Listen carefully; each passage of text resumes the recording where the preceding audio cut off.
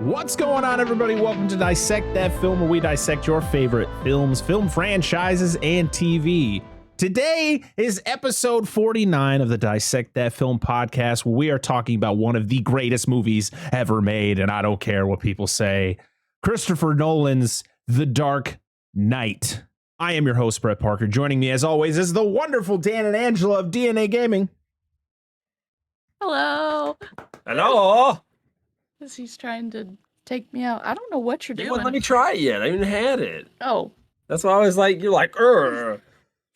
Fighting over a drink, people. Oh, shit, For all our audio listeners. Yeah.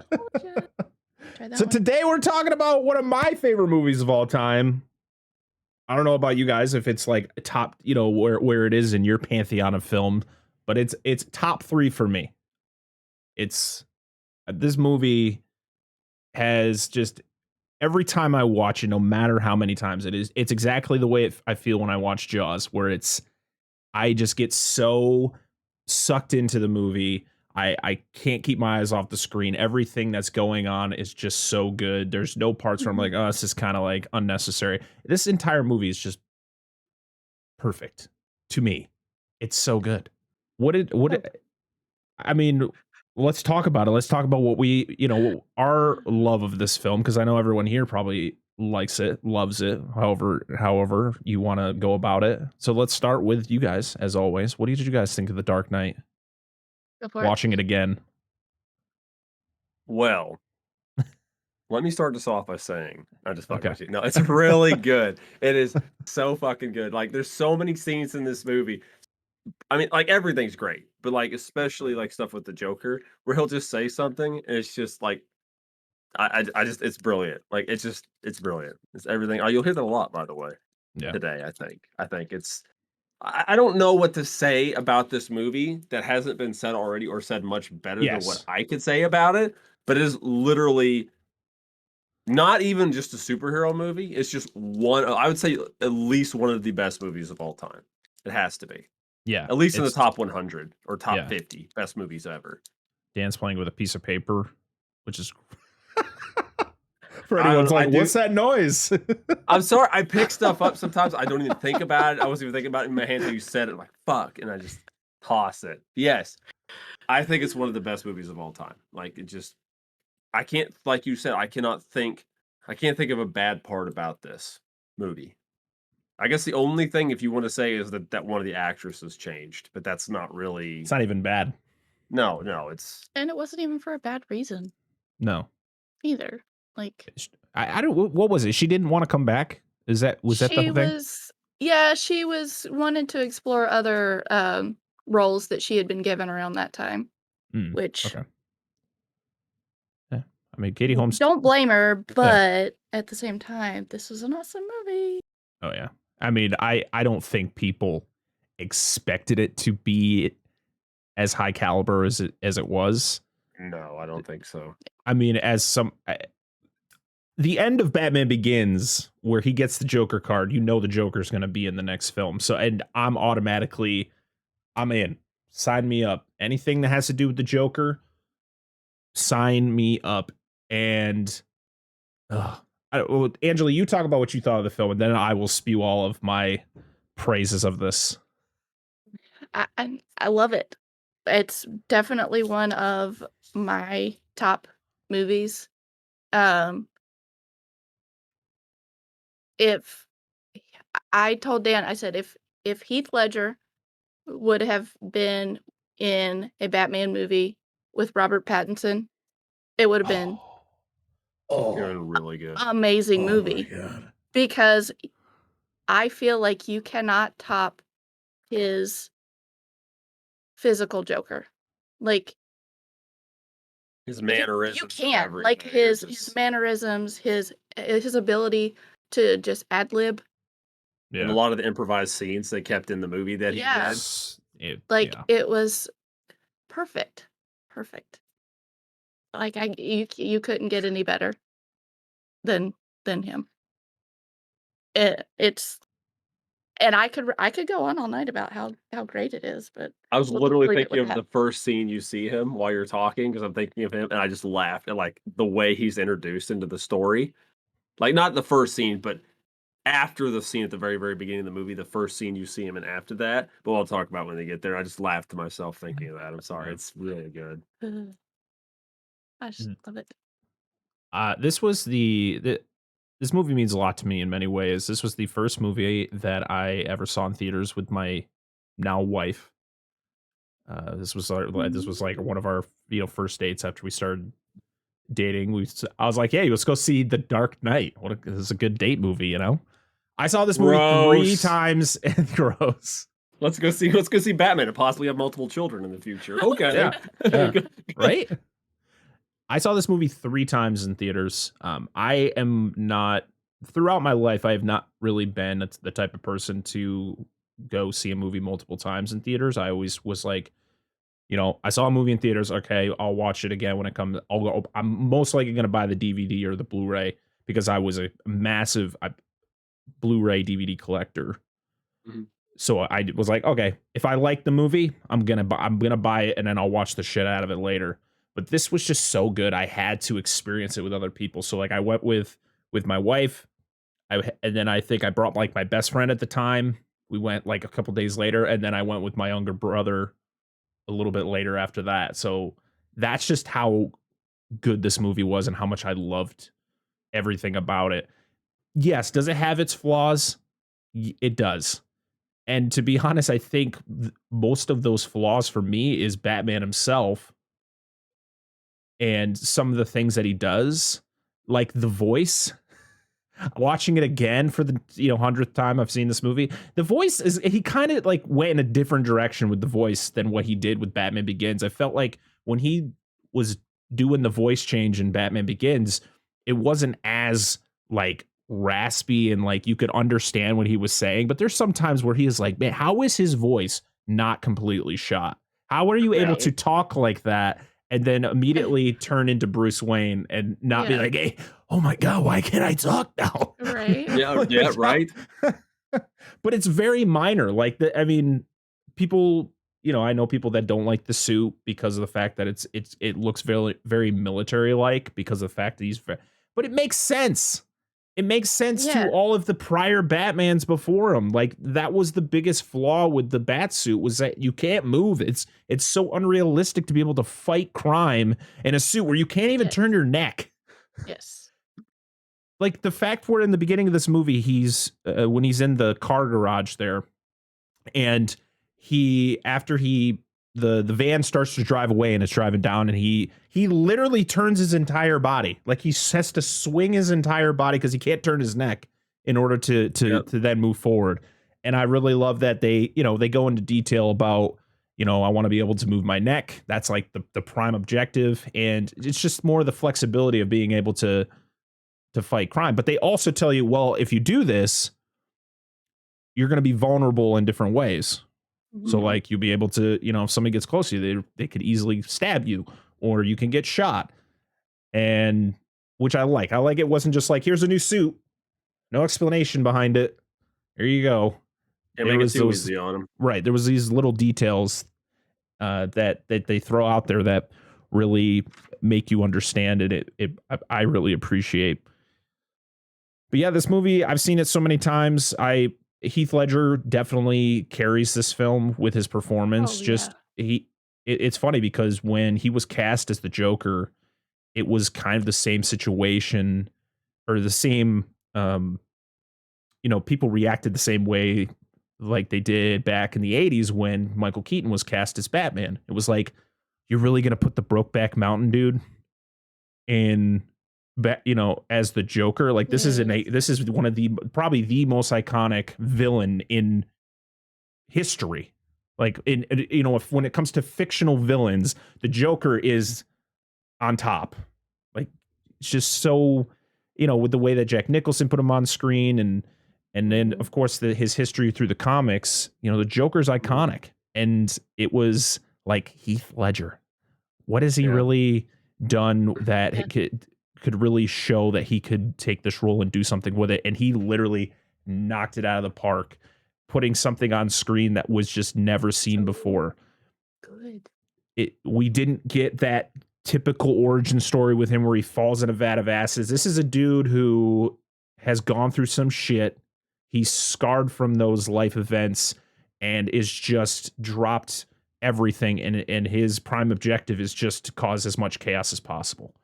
I actually love how they handled his origin in this.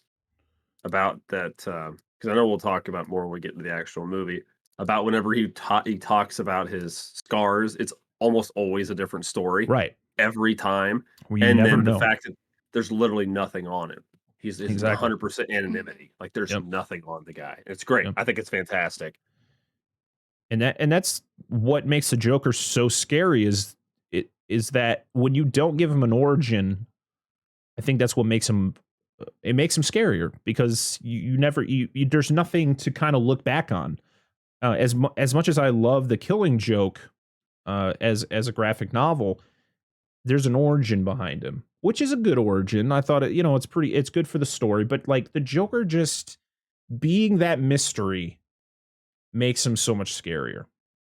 And I appreciate the hell out of it. I appreciate that Christopher Nolan and David S. Goyer, when they sat down to write the script for this movie, that they decided we're not going to do an origin, but we are going to put these little stories in there where you're kind of questioning what is real and what is just him coming up with these very elaborate stories. They're not basic stories. No, they're not at all. They're very detailed. The story that he tells Gamble is just like, holy shit. And it's always one of those things that if they were to make an origin based on this Joker, it's one of those things where I feel you have so many options on what you could do, but I hope it never happens, which it probably will never happen. Well, yeah, probably not. But one thing that's funny is you mentioned that is they kind of something they tapped in this, and I don't know if this was canon at this point or mentioned at this point, but there was one time a while back, this had to be over 10 years ago, had to be easy. They actually mentioned that somebody said that the Joker, not directly involved with DC Comics, but the Joker actually has a superpower because what's called a super ego, because he can literally just reinvent himself at any given time. Like, you know how in the comics, Joker's gone through all these changes and stuff. It's almost like he's people. I think they equate it almost like having multiple consciousnesses or something within him, like almost like multiple split personalities. Yeah. Because he'll in the comics, especially even in movies, he'll go through wildly different interpretations with no solid real origin, and that's why I wonder where these stories he's coming from is some kind of psychosis or something like that, Right. or maybe he just pulls them out of his ass and that's just how he is. So there was, I mean, there's always been theories. I mean, this movie's almost 14 years old, so there's been many theories on the origins of this Joker. And, of course, it's mostly fan theories because the creators of this specific Joker, they pretty much said there's no origin. They wrote what they wrote in the script, and they have, they might have some stories that they'll tell later on in life, down the road. If somebody were to sit down with David S. Goyer and ask him, he might spew something. But there's been a lot of fan theories. One of them, which I think is the best theory that I've read, is the one where he is a former soldier. He was in the military. He was an explosive expert, and he got shot in the face, which is why he has the scars. Like he was shot like through the mouth, and he suffers from PTSD. And he, it's kind of why he does what he does is to kind of he wants to destroy the country that pretty much betrayed him. And it's all, he wants to create chaos because that's what the country did or causes in other countries when we're at war. It's just all about chaos. And he has no care. Another one, which was based on the newest Joker movie with Joaquin Phoenix, which I thought was really cool because somebody illustrated this, was, at the end of the movie, when Arthur Fleck, the main character, he you truly see him become the Joker in a way. The Joker from The Dark Knight is just a child at the time, because that movie takes place in the early 80s. And he sees him. He's a severely scarred child because of they probably took the origin, the first story that the Joker tells in this in this movie about his father cutting him. Yeah. And he's just a child, and he sees this guy, with the, looking like the Joker, and it kind of inspires him to become the Joker, which I just thought it was a cool little thing that somebody just kind of created based on the most recent movie. Yeah, of course. But the fact that he doesn't have an origin makes it so much better. Mm-hmm. I really love the interpretation of Two-Face in this. This is so far superior to what we got with Tommy Lee Jones's Two-Face. This is Two-Face. This is Harvey Two-Face. This is Harvey Dent being the district attorney, trying to make things better. He is the one who is almost getting Batman to give up the mantle of Batman because because Bruce Wayne has the faith in Harvey Dent to create a better Gotham. But the Joker, of course, he spoils all that by, pretty much destroying him. He splits him in two. He kills the woman he loves. He causes him to, he implants, things into his head. And then, of course, Harvey Dent turns into Two-Face, goes out and seeks revenge, and then can't come back from it. So now, and then once, the end happens, it's Batman has to then become, he has to take all the blame so that Harvey's name doesn't get washed, dragged through the mud. And everything that Harvey Dent did wasn't, for nothing. It's a great, I think that's another thing that keeps it so interesting and makes this movie so great is that there's not just, the Joker is he's like a parasite. He's able to weed his way into everything that's going on in Gotham as one man. As this man, he's not super strong. He's so smart, and he just doesn't give a shit about anything. He talks about how he doesn't care about money. He just cares about sending a message. Yep. Just perfect. I love how good he is at manipulating people too. It's so good. It's just everything that Heath Ledger puts on the screen is just perfect in so many ways. And to be honest, I think there was some people, I remember back when the movie came out, and of course Heath Ledger passed away shortly. It was about 6 months before the movie premiered. And for anyone who, I know I saw some people in your community talk about how they were going to film some other stuff with him at the end of the movie, and they didn't because he died. He finished filming before he died. Yeah. So that's not true. Finished. There was that, what you get in the movie is what you get. There was no extra stuff. There was the possibility of bringing him back for Dark Knight Rises, but of course they were going to do some subtle things to kind of be like, oh yeah, the Joker's in Arkham or the Joker's at Blackgate, to kind of be like, he's still here. But they wanted to respect Heath, and they just kind of completely erased the Joker in the next movie. Makes sense. His birthday is actually tomorrow. Really? Or would have been tomorrow. Yeah. 27 years old. Do you imagine 20? He was 26 when this movie was filming. Yeah. Imagine just the sheer talent of a 26-year-old man to do something like what he did. I mean, he had done great movies before The Dark Knight. I mean, as many people will talk shit about Brokeback Mountain, Brokeback Mountain is actually a really good movie. The story is very good. And he's one of probably the best parts of that movie. But I think the way that people saw him, he was that teen heartthrob. He was in, like, was it 10 Things I Hate About You? And he was in A Knight's Tale. What a great movie. The Patriot. Where he was a side character, but he was never like the focal point of many movies, and the movies that he was, they were that, teen movies or young adult movies, where this is completely different. He locked himself in a hotel room for 6 weeks. He had a journal that his father actually currently has that he's shown many times. There's actually a documentary out called I Am Heath, or I Am Heath Ledger, where it's his life story. And it's stuff like, there's like newspaper clippings. He watched Clockwork Orange repeatedly throughout it. You know, he was practicing the voice, which is a mix between I can't think of the comedian's name, but he was a comedian in the late 70s who sounded very much like what the Joker sounds like in this movie. He Sid Vicious and Malcolm McDowell. Oh, no, uh sorry. No, that wasn't it. That was his inspirations. yeah.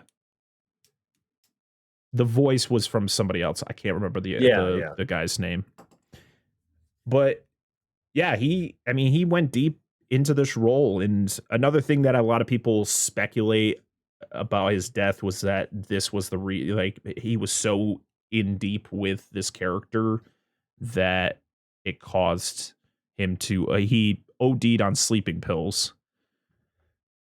And a lot of people were like, "Oh, it's because of how dark the Joker was." It's like, no, it wasn't. Like, we're never gonna know. There's a lot of things that could have been going on in his life that we're never gonna know. It was, to be honest, from what a lot of people said, it was just kind of a freak accident. It was, he just was having trouble sleeping. He took some sleeping pills. They didn't react right with his body, and he died in his sleep. It's unfortunate that it's how it goes, but just seeing people just make shit up when they don't know, they want to just make their own narratives on things. Yeah, prey on the situation. All I know is that I will put on record that this is probably one of the greatest performances of all time, not just in a superhero movie. This is one of the greatest performances in a movie. Oh, yeah. And this is why, as much as I loved the Batman, I thought that was a great Batman movie. This can never be topped, just in the sheer fact of how great Heath Ledger was as the Joker. Whew, so much to talk about. This movie's fucking great. Oh, yeah. I agree, man. I mean, you covered it. You just carried that section. Well, and to go back, as you said that this was the best Harvey Dent. I like this version of Harvey Dent because Two-Face Harvey Dent, because it's not just him becoming the guy that flips the coin. Like you don't see that before he comes Two-Face, but in this, that's like his whole thing is the coin, and it just gets better after he becomes Two-Face. Yeah, I agree. Well, also that it's cool because you see, even before, like you said, he really becomes Two-Face. I mean, he's already struggling with everything that's going on. Like, he's already like breaking down before he even becomes Two-Face later, like at the end of the movie or toward the end of the movie. Yeah. So it's just kind of nice. It's not just like the accident happens and then boom, he's all of a sudden like a crazy madman. Like, no, he was already getting to that point. Yeah. So it's kind of nice that, a movie writes like a quote unquote natural series of progression to a character. So this movie was released on July 18th, 2008 in the United States, and then July 25th, 2008 in the UK. It was 2.5 hours, but it doesn't feel it. It's one of those movies where it's, pushing that, oh my God, this is a long movie mark. But when it's this good, it could have been 3.5 hours and I would have been so invested. This movie made as much money as Batman Begins in the first 6 days of release. Not surprising. $185 million budget. Yeah. And it made a little over $1 billion at the box office. Becoming, at the time, it was the 4th highest grossing film of all time. And it was the highest grossing film of 2008, which I don't even remember any. To be honest, I can't even think of movies that came out in 2008 that would have even competed with this. And its opening weekend, it made $158 million. It's a chunk of change. It's wild. About covers your budget. So yep. And in 2020, it was selected for preservation in the United States National Film Registry by the Library of Congress for being culturally, historically, and aesthetically significant, becoming the second superhero film after Superman from 1978 to earn that honor. So, okay, pretty big deal. Pretty it is. big deal. I feel this movie deserves to be there. I don't know about Superman. Carry on. We're not talking about Superman today. So again, this movie was directed by Christopher Nolan. The screenplay was done by Chris and his brother, Jonathan Nolan, who is actually the creator of the Westworld show. Oh, is he? Yeah, him and his wife, Lisa Joy. Yeah, but this was, I think he was part of Batman Begins production, but he wasn't really significant. It was not until this movie where he actually becomes like a significant part of production with his brother. Weird fact that I just want to state. So Christopher Nolan they're both from the UK, and Christopher Nolan has the accent, like he's like the British accent. His brother Jonathan has it like he sounds like me. It's so weird, and they're like full on brothers.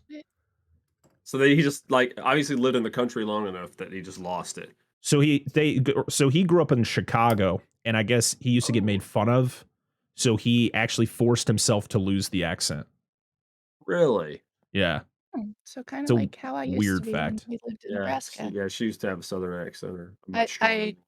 I when we moved to Nebraska, I got not necessarily made fun of, but everybody's like, "Oh, you're from the South. Let me make fun of your accent," and kind of try and imitate it. And I was like, nah. So I just started trying to talk more proper, less Southern. Gotta love those bullies. Again, it made me self-conscious. I believe it. It's stupid. This movie was written by Christopher Nolan and David S. Goyer once again. So we can, I guess, I guess David S. Goyer is the GOAT when it comes to writing movies. He just had to step away from Blade for a minute and write some really damn good movies. Yeah. Well, I mean, 1 and 2 were good. Just 3 was kind of like a. Oh, Music again was done by Hans Zimmer and James Newton Howard, and god damn, this is one of my favorite movie soundtracks of all time. I used to listen to this soundtrack on repeat all the time. It is the Joker theme is one of the greatest themes for any character. Just that like really hard. Somebody was telling us something about the Joker's theme, and this was inspired by another piece or something. I didn't look too deep into the themes, but all I know is somebody was telling me that. I'm sorry. So good. Somebody knows, just they'll mention it in the comments. So again, we have Christian Bale playing Bruce Wayne / Batman, Michael Caine back as Alfred, Heath Ledger playing the Joker, Gary Oldman back as James Gordon. He goes for many positions in this one.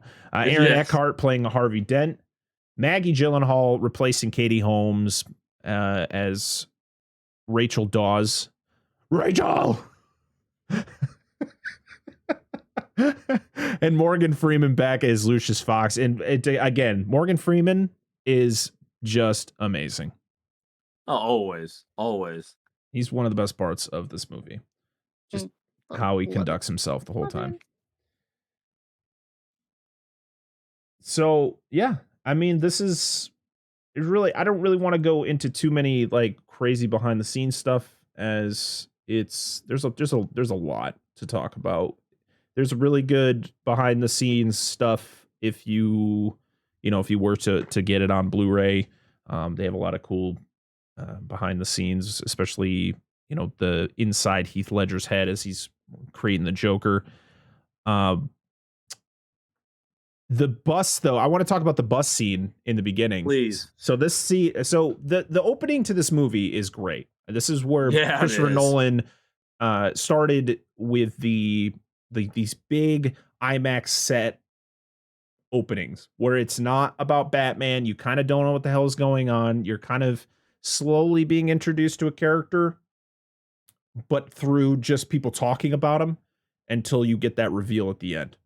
It's a great opening. The bus that shows up at the end that crashes into the bank, It was one of the hardest shots to do because they actually had to build the bus inside the bank.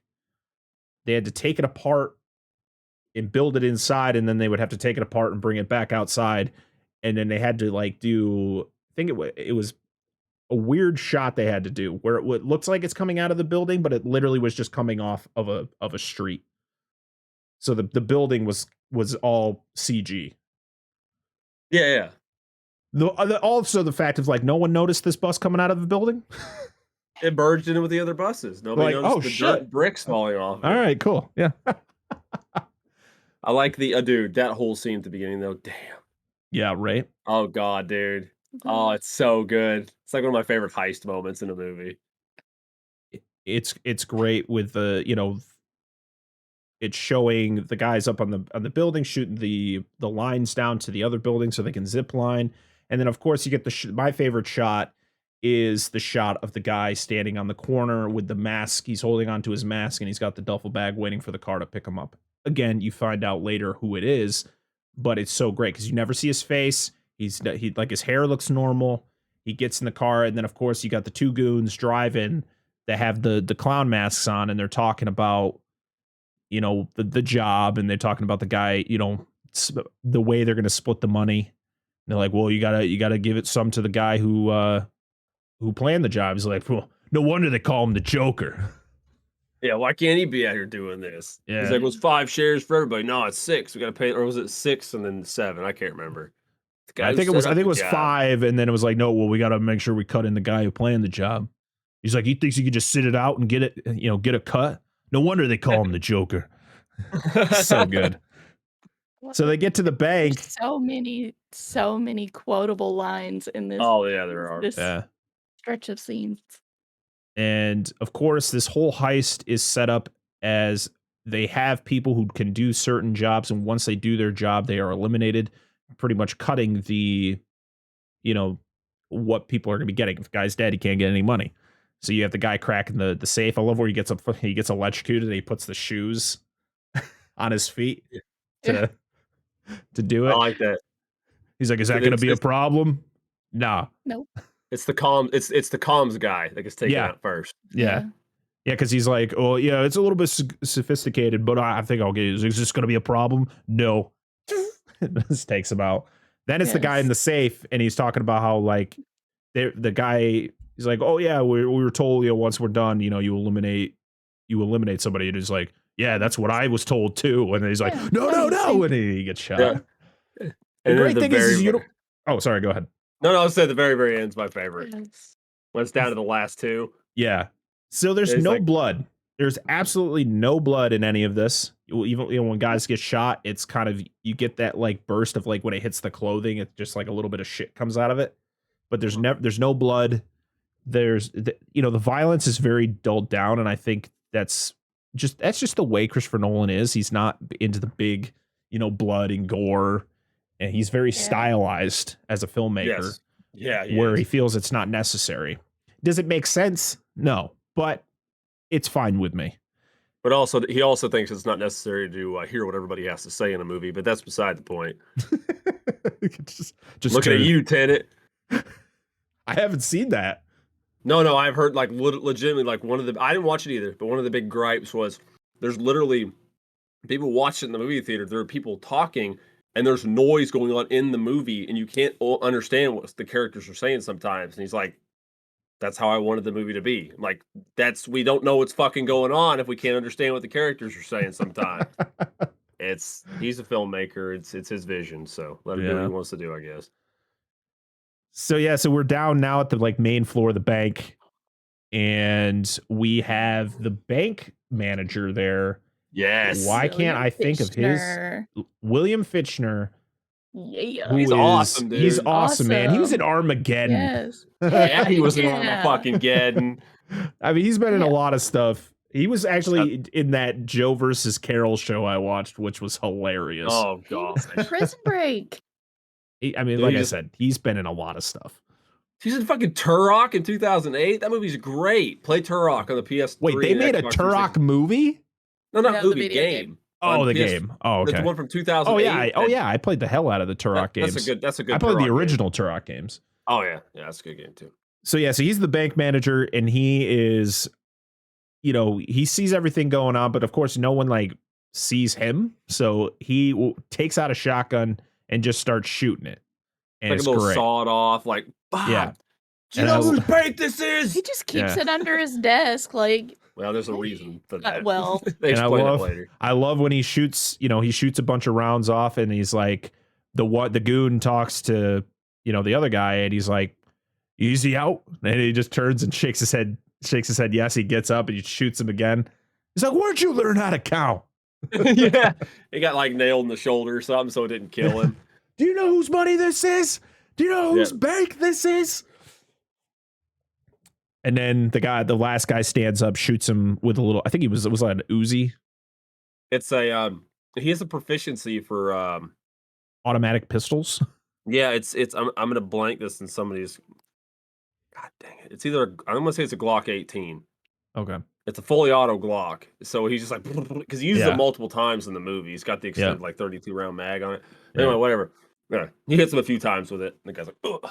Yeah, falls over. And he's like, he's all like awkwardly on the ground, just lying there. Yeah. And this is the great moment where he, the guy stands up after he shoots him, and the one goon's talking about like how he, once everything happens, he's gonna have to eliminate him, and so he's got him aimed, and he starts sneakily sliding to the side because he knows what's about to happen. Yeah, he's like, the one guy's like, so let me guess, he told you're supposed to kill me when this is done or something like that. Yeah. And the guy's like, no, I'm supposed to kill the bus driver. He's like, bus driver? Yeah. Dude. And then the bus comes in and just smokes him, and I just love where he tilts his head. Like, yeah. And that's when the bank manager is lying on the ground, and he starts squawking again. He's like, you think you're going to get away with this? You don't even know who you're messing with. And this is when we get the the shot where, what is the bank manager say on the ground? He's like, what do you believe in? What do you believe in? Criminals used to believe in something. What do you believe in? Yeah. What do you believe in? And then he shoves a gas grenade in his mouth. It's just you just think it's a grenade. Right. Well, he shoves it in his mouth, and that's when the last guy, he takes off his mask, and it's the Joker. He says, well, I believe what it doesn't kill you. Whatever doesn't kill you simply makes you stranger. Yeah. And then walks away. He's got the line coming out of the back of his jacket. Ah, God, it's so good. He shuts the back door, drives out, and then it pops the pin out, and a bunch of gas comes out. And the first thing my son says after this is he goes, why did you just spit it out? I guess he was under the because that's what I'm assuming most people thought, like, oh, he's gonna drive off, it's gonna explode and kill the guy, and it was just an inert gas grenade. Because if he would have spit it out, it would have still exploded and killed him. So if it was it's true, but a lot of people don't understand that you can fit larger things in your mouth that do not come out. And I'm not being stop it. I'm not being sexual with that at all. I'm good. I had to have a moment. I wasn't just saying anything. He just spit that all over the floor. It's fine. It's good. We're fine.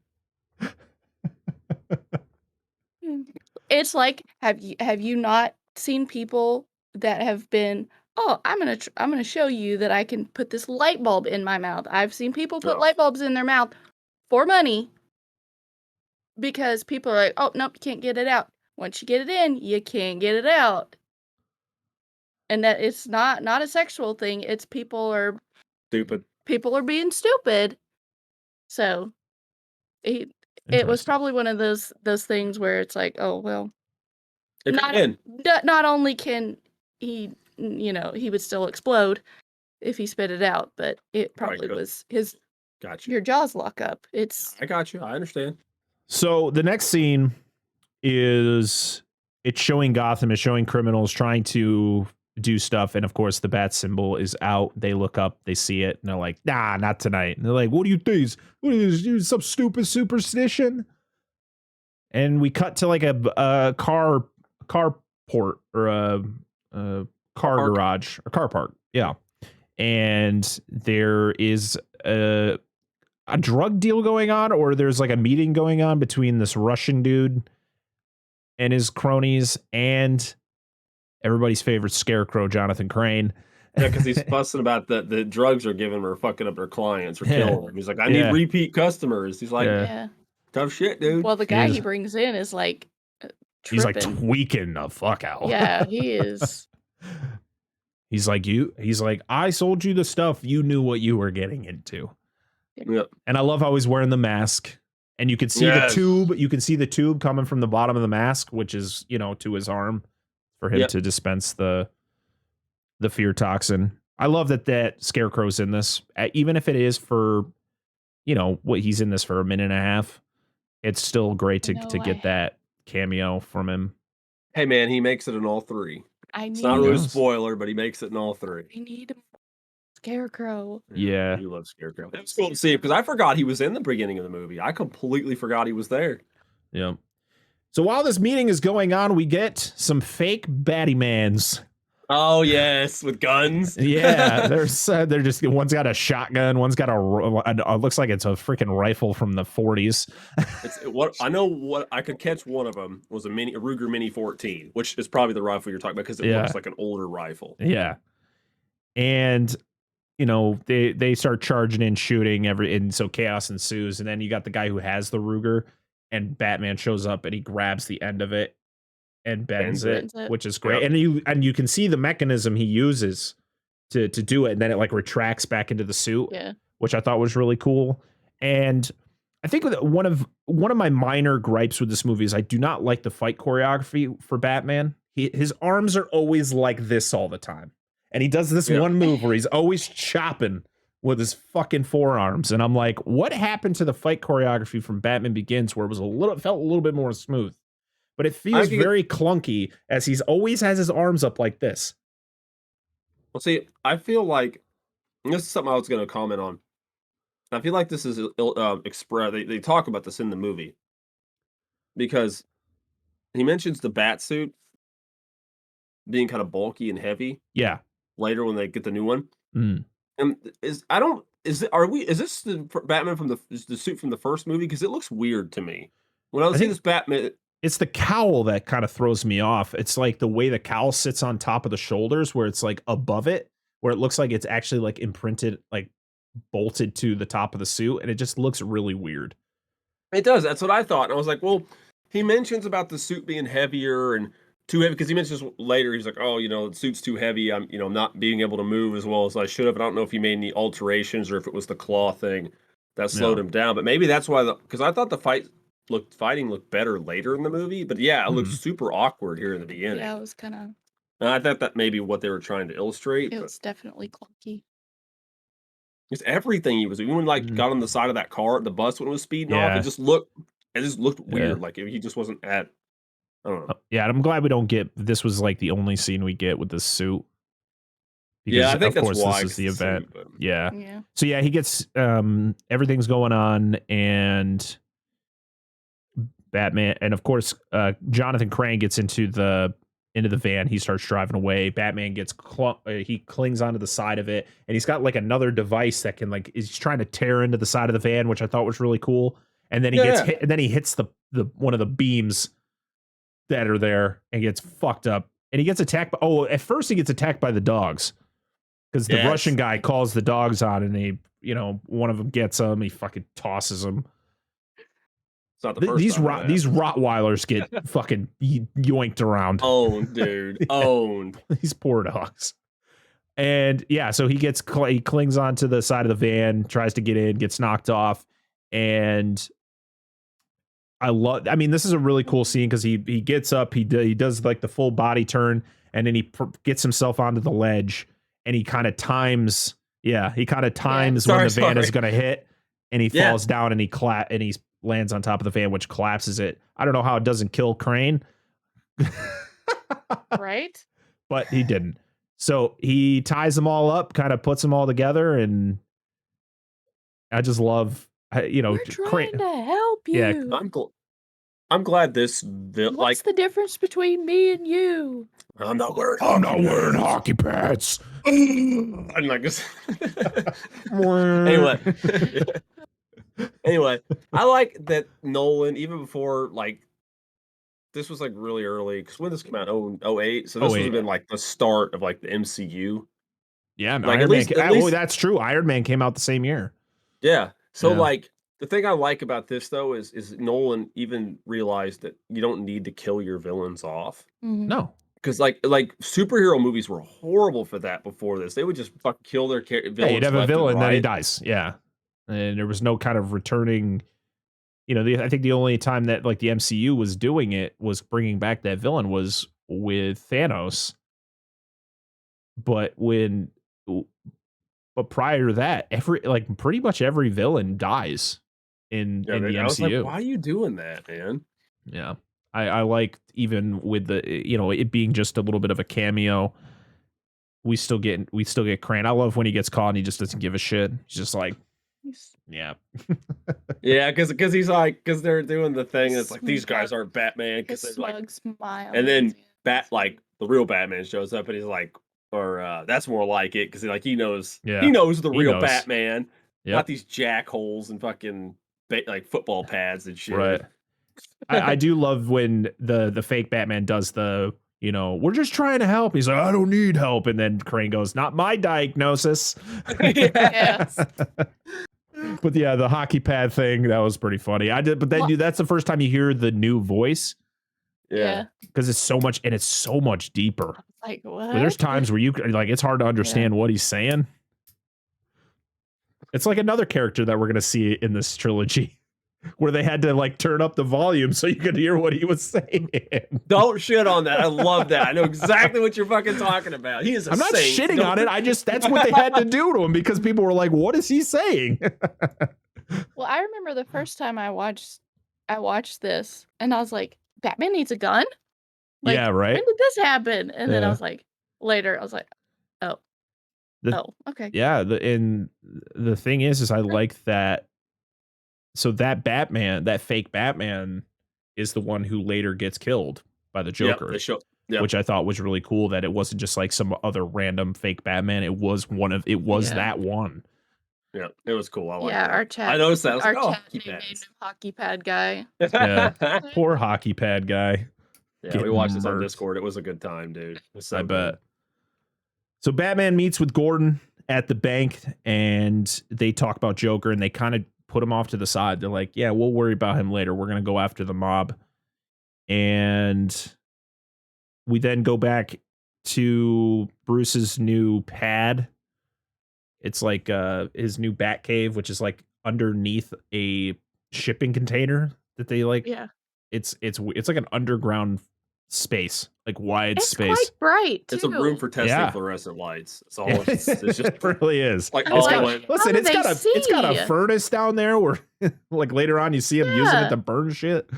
I will say, like, you just put that in there. I will say, for literally being a concrete room filled with fluorescent lights, it has a really good aesthetic to it. It really does. I thought it was a really cool look to it. For being that simple, I was like, okay. And how the elevator like lowers down in the center of the room. Yeah. Pretty fucking cool. It's still bright. Like, oh god, ridiculously bright. I love, that Alfred is bringing him breakfast. He's not there at the penthouse. Yeah. And he has to go there, and he's like, I can't wait for Wayne Manor to be, built so you could actually be be home. And he talks about, he needs to go to Lucius about a new suit because, he got, the dog, the dog actually like hurt him, which I thought was good. Once he asked him, he's like, what'd you do, get mauled by a wolf or something like that, or like a bear? Dog. He got mauled by something, and he's like, it was a dog, actually. Sizable dog.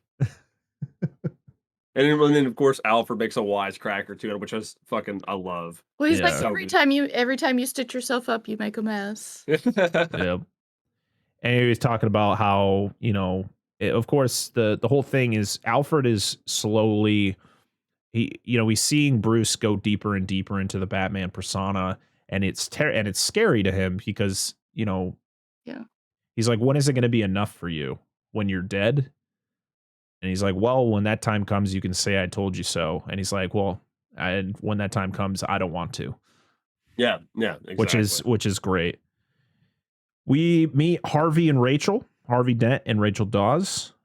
As they're trying to put Salvatore Maroni in jail. And the courtroom scene is pretty cool. I like that this is kind of reminiscent to Harvey Dent's original origins. Because he gets the courtroom. So he's talking to one of these cronies, and pretty much, I guess, originally the crony had testified that Maroni was behind everything, but then the guy turns around and says that he's the leader of Falcone's. The whole thing was like that Maroni, once Falcone was out, Maroni took over. And that was the whole thing, is they wanted to put him in that spot so they could put him in jail. But this guy was like, nah, it was all me. I'm the one. He's like, that's not what you said before. And then he whips out a gun that doesn't fire. And then Harvey Dent takes it apart and just throws it in Maroni's face. Yep. He's like, if you're gonna try to shoot me, at least use American.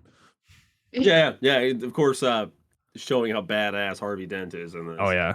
It's great. So badass. But unfortunately, nothing happens with Maroni. It's the power of his butt chin. It gives him super strength.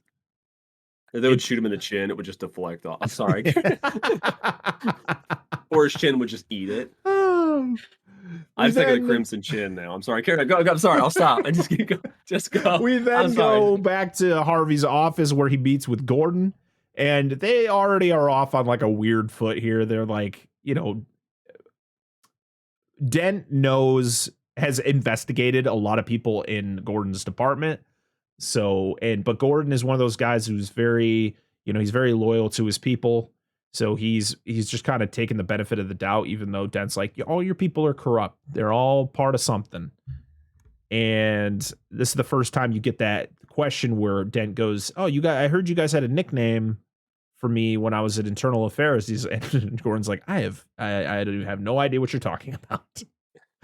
I will say this whole scene feels like the real kind of bullshit that would be in like any like city with big like department conflicts and stuff. There would be this kind of internal and external conflict between departments. It would just be like, I don't know. It felt really natural. This whole scene did. So yeah, they're pretty much talking about, how are they going to take down the mob? That's the whole point of everything is taking down the mob and what they're going to have to do it pretty much. So Bruce, he goes to Wayne Enterprises. He falls asleep during a meeting, I guess with Lau, who is he's the CEO of one of these big Chinese companies that works with the mob. And based out of Hong Kong. Yep. One of the accountants isn't very happy. He's like, I wish, I understand he's here to kind of figure out where how his trust fund's doing, but this is kind of ridiculous. And he's like, you worry about the money and I'll worry about Bruce Wayne. Which makes me, I just love Lucius Fox in this movie. I was reading, I don't know how true this is. His name was Reese. Yes, Mr. Reese. Mr. Reese was supposed to be like an analogy towards kind of like a reference to the Riddler. Yeah, I read that. I don't know how true that is. It was because he was trying to out Bruce Wayne as being Batman. Yeah, because if you say his name, it's Mr. Reese. Mr. Reese, yeah. Yeah. One of those kind of things. But anyway, go on. So Bruce then talks to Fox, so pretty much the whole him sleeping thing was all kind of a ruse to pretty much hear about, what Lau is proposing with the company. And he then asks him about getting a new suit, and he gives him all like the designs of what he wants the suit to look like. He wants more mobility. He just wants to be more flexible. And Fox is like, yeah, well, if we do this, just know you might get stabbed. And I was like, and I needed to prevent dogs. I don't need to be getting a text like, what do we talk about? Rottweilers or Chihuahuas? He's like, well, to protect you from a cat. Yeah. Yeah. I love that. I love that little. Oh. We're just gonna add that in there. But it's realistic, though. In armor, it's going to be a give and take. I mean, you either going to have defensive power or maneuverability for the most part. Right. I mean, you can't have both. No. So we are now at a restaurant where Harvey and Rachel are having dinner, and who should stroll in but Bruce and one of like the main ballerinas from the Russian ballet. Yep. Bruce being Bruce. But listen, I think Christian Bale is probably one of the better Bruce Waynes, the way that he puts himself out there as the playboy, you know, as this is his fake persona, but he's got to play it so over the top, which is so great. Like he's always walking around with these super attractive, like he's got like 4 ladies with him when he walks into the fundraiser a little bit later in the movie. And yeah, he's got 3 girls, and I'm like, man, I'd hate to be the one that doesn't have an arm wrapped around her. Well, like, we were actually talking about this on stream the other day. If somebody asked who our favorite Batman was, and were you watching all these again? Like, it's really hard for me not to. I mean, I love Michael Keaton, but like Christian Bale does such a good job in both roles. Yeah, outside of his ability to mimic a belt sander, but jokingly, of course. I mean, it can be a little ridiculous sometimes, but I think he does a great job as both sides of the character, and it's really hard for me to pick. I don't know, but he does a great job. I'm just reinforcing what you're saying, essentially. Oh, I 100% agree. So yeah, they pretty much talk about a world without Batman, or they talk about like what, you know, Dent actually defends the moniker of Batman. He's like, you know, people believe in him. People feel safe when, you know, they see that symbol in the sky. They know, you know, the city is going to be a little bit safer because Batman's there. And Bruce kind of has to play it off as the opposite of the conversation. But he's like, you know, you could be the White Knight. You can be the guy who can do it all the right way. Yeah. Because Bruce is trying to find an out. He's trying to find an out so that him and Rachel can be together. Because I think that's his ultimate goal, is to you know, he doesn't want to be Batman forever. Nobody wants to be a Batman. Well, I'm fucking Parker. So Bruce decides he's gonna have a fundraiser for Harvey. I love it where he's like, well, I'm not up for election for 3 years. He's like, with my people, one fundraiser, you'll never have to get another cent again. That's right. Covered for life. It's great. Oh, this is one of my favorite scenes. This is the introduction to the Joker, as all the mob leaders are sitting in the room, and Lau is on the TV because he said, fuck this shit, I'm out. And he flies back to China. Yeah. They're all talking about stuff, and that's when you hear the cackling in the distance, and you don't see his face. Just laugh. Oh, yeah. Dude, it's so. This is what I was talking about earlier. This is the scene I was talking about earlier. He's not doing his usual overzealous laugh. It's his he ha ha. Yeah, it's like a fake laugh, but it's. Oh, and I thought my jokes were bad. Yeah.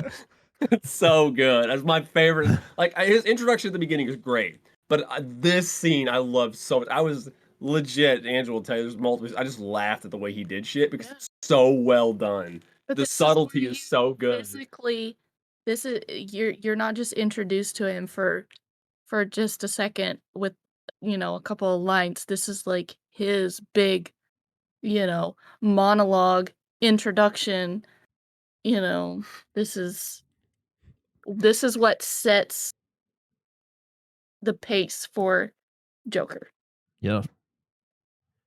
It's just so good. And the first thing you get is him propping up the pencil. He's like, you want to see a magic trick? And he props the pencil up, and one of Gamble, played by Michael Jai White, Spawn himself. Yep, Spawn. Yep. He is he is one of the guys who is like, I don't want to hear anything this dude talks about. But of course, he sends one of his guys over to do something, and Joker make it disappear. And he makes the pencil disappear. He's like, it's gone. And he goes. When he's talking. Well, and he's talking later, and he's like, oh, what the TV's saying. Yeah. It is just so this There's is so good. there's some lines where like the thing is it's not it's everything he does with the character. It's his mannerisms, it's his tick, it's verbiage, his inflection. Like literally he's talking and then what Gabriel, whatever his name was, calls him a freak and he's like, yeah, but like he just keeps going. He's like, whatever, But, you know. yeah, but He then doesn't make a big calls deal. him- He's just like my favorite though is when he calls him crazy and he's like, no, I'm not. yeah. But I love it where he's pretty much like a year ago, you know, you guys, you ran the city until, you know, and everything changed with the Batman. So pretty much what needs to be done is we need to kill the Batman. And it was like, well, if it's so easy, why haven't you done it? He's like, well, if you're good at something, you never do it for free. Yeah, no, exactly. I love it though when he sits down and he's messing with the suit and he's like, you know, it's a nice suit. You should know you paid for it. Savage, dude. He's just so good. Everything that comes out of his mouth is just fucking chef's kiss. Oh man, I love it when Lau just turns off the TV. He's like, yeah, no. He's like, I'm out. Any part of this. Because he goes, you think just because you left, you don't think the Batman will find him and will drag him back. And make him squeal. And I know squealers, and he's a squealer. yeah. Because Batman doesn't have restrictions. He doesn't have a jurisdiction. He can go wherever he wants. Yep. And he's not wrong. It's so good. And of course, and you know, Gamble the whole time, he's getting more and more pissed off until he gets up and he's like pretty much like, enough. I've had enough of this freak. And that's when Joker gets up and he's got like 10 grenades in his jacket. Yeah. He's got all the pins are connected to the wire that's around one of his fingers. When he walks out, he's like 500,000 for him if he's dead, $1 million if you bring him back alive.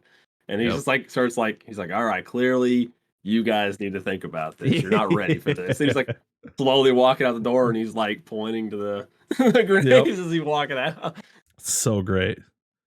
So Bruce gets his new suit and decides to go on a trip to set up to go get Lau from China. So he sets up what's called a skyhook, which is a plane that it was an old military thing that would literally pick people up from like really remote locations, like somewhere where they couldn't like land a chopper or land a plane.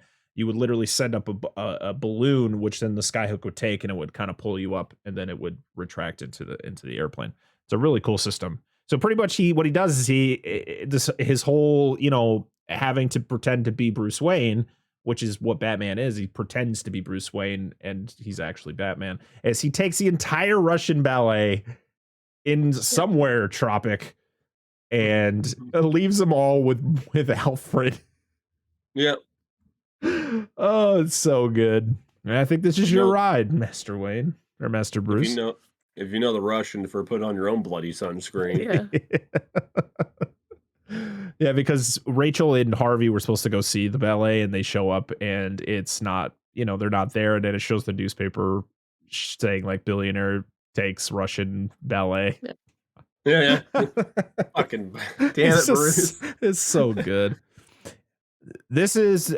We then go to Gamble's little hideout here where he's playing some pool and a guy comes, he's like, hey boss, they got the joke. Somebody said they got the Joker, and he's like, cool. So they bring in this trash bag with a body in it, plop him down on the pool table. He's like, well, 500,000 since he's dead. And then the Joker rises up and he turns around, puts a knife in his mouth. He's like, what about alive? Yep. Yeah. And this is where we get the story about where he asks him about his scars, which is one of the stories. So good. Yes, this is the first story about the scars, where he talks about his dad being a drunk and a fiend. Yeah, he used to beat his mom, and he always would yell. He's like, "Why so serious?" Which is his it's literally his catchphrase. Yep. And let's put a smile on that face, and he carves a smile into his face. And then I love when he looks off and sees the guy that's being kind of held down on the ground, and he looks at him. He's like, "Why so serious?" And then you don't see what he actually does to Gamble, but you think I'm figuring he either slits his face or he slits his throat. but you never know. He just flops off to the side.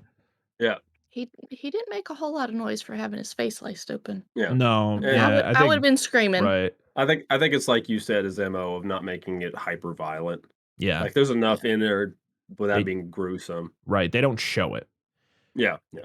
Now, a lot of people question the fact that Joker licks his lips a lot when he talks. So the reason behind it, so that was put in the movie because the prosthetic that went across his lip would constantly like come loose when he would talk. So he would constantly lick it to kind of keep it in place. So, but then it just became a thing, and it really just it looks cool when he does it. Yeah. Like he's constantly like licking around. It's to keep the prosthetic from falling off while he's talking.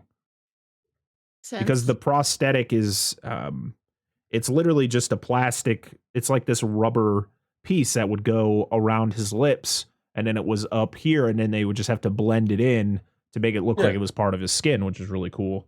But yeah, that was the story behind the lip licking. It wasn't part of the original character when it was written. So Lucius goes with Bruce to China. He meets with Lau to tell him that the deal's on hold. I love it when it's like a simple phone call would have sufficed. Yeah. Yeah. It's like Mr. Bruce didn't want you to think he was wasting your time. Like just accidentally wasting my time.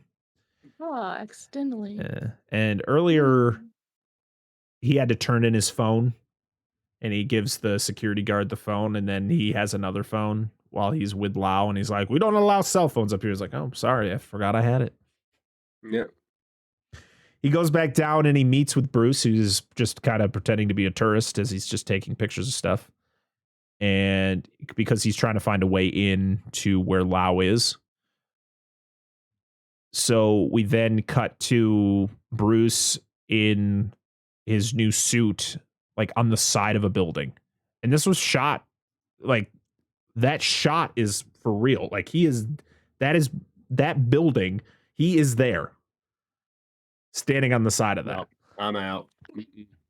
Nope. I'm like, damn, I thought Tom Cruise was the only one who was psycho enough to do shit like that. Now we have Christian Bale. We get this is where we really get to see Bruce fight with his new suit. As he, this is where we get to see him use his full suit to his advantage as he flies down, and he kind of, I love when he's got the cape open, and then when he shuts it to like crash to the window, it looks so cool. He crashes through. Sorry, go. I would say all this is where I'm talking about where like once he gets a new suit, the fight choreography looks so much better. And I really think it's just that suit. I think they just made it look sloppy on purpose. The first suit? Yeah, the first fight earlier on, because you can complain about the bulk and stuff, and it looks so much better with this newer suit. Yeah. He fights a bunch of Lau's goons, and that's when he finally captures Lau, and he grabs him, and he like wraps like a strap around him. He backs up to the window, and the Hong Kong police show up to take care of everything, and then the Skyhook grabs him, yanks him out, and they're going back to Gotham. Peace. Bye. So the cell phone was a plan. It pretty much turned all the power off, which I thought was cool. And it did the pulse, the right? The echolocation. Yeah. I like it. Like a submarine. Yeah. Like I always thought that. I was like, well played, Nolan. Well played. Yeah, and then Lau gets delivered to the GCPD. To Gordon. Mm-hmm. Yep.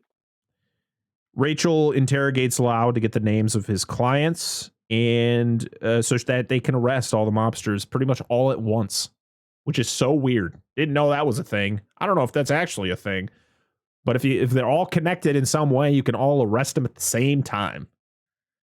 And so Gordon goes down to, I guess, this little place that all of like the leaders of these gangs just hang out. Just gonna eat lunch together today.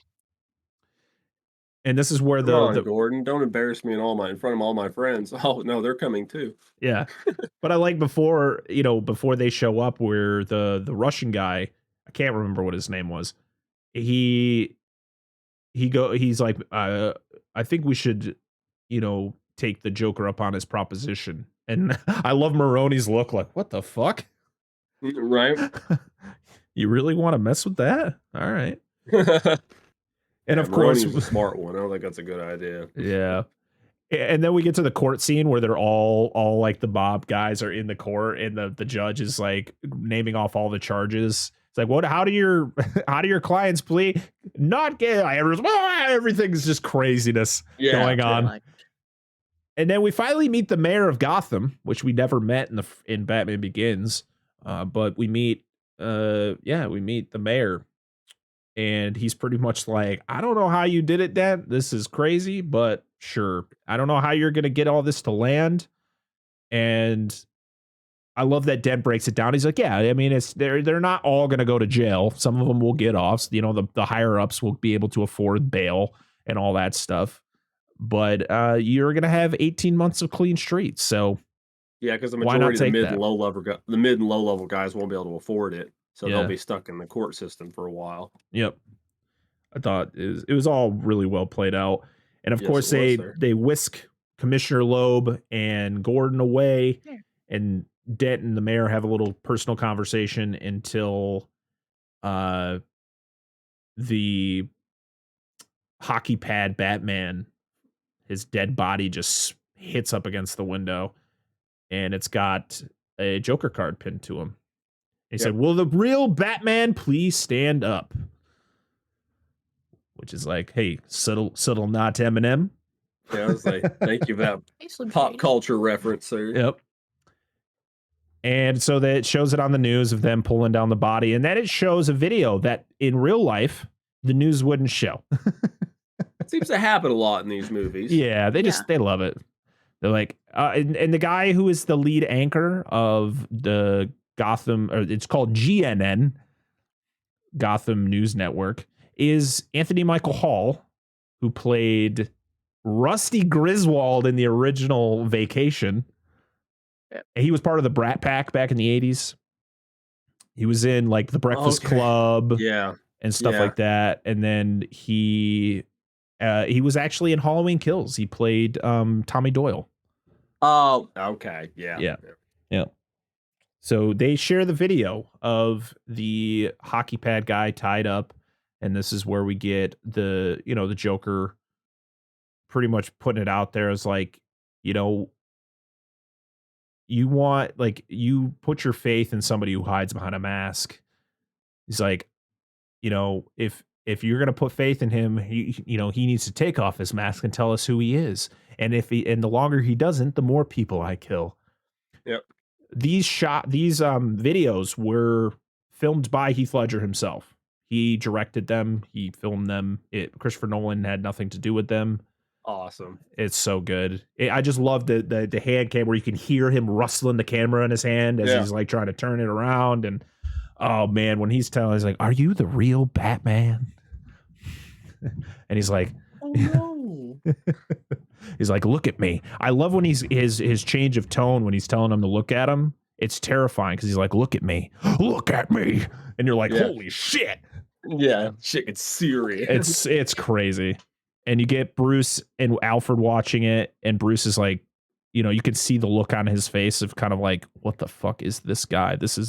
We definitely underestimated what this guy was, because in the beginning, even at the end of like Batman Begins, when you see the Joker card, like Batman it's just another guy he's got to take down. It's nothing too serious. And then when they go to the bank, it was like, oh, maybe we should look into this Joker character. And he's like, no, we're going to put him to the side and we're going to worry about taking out the mob. And that was the problem, is they kind of let him go too far. Yeah, the police do that too. Because they mention again later, is the police or somebody mentioned something about the Jokers or the other group, and he's like, "Nah, we'll worry about the Joker later," not realizing in the end he's really the big threat. Yeah. So I forgot to mention the whole fact that like Harvey turns on the bat symbol to bring Batman to tell him to go get Lau.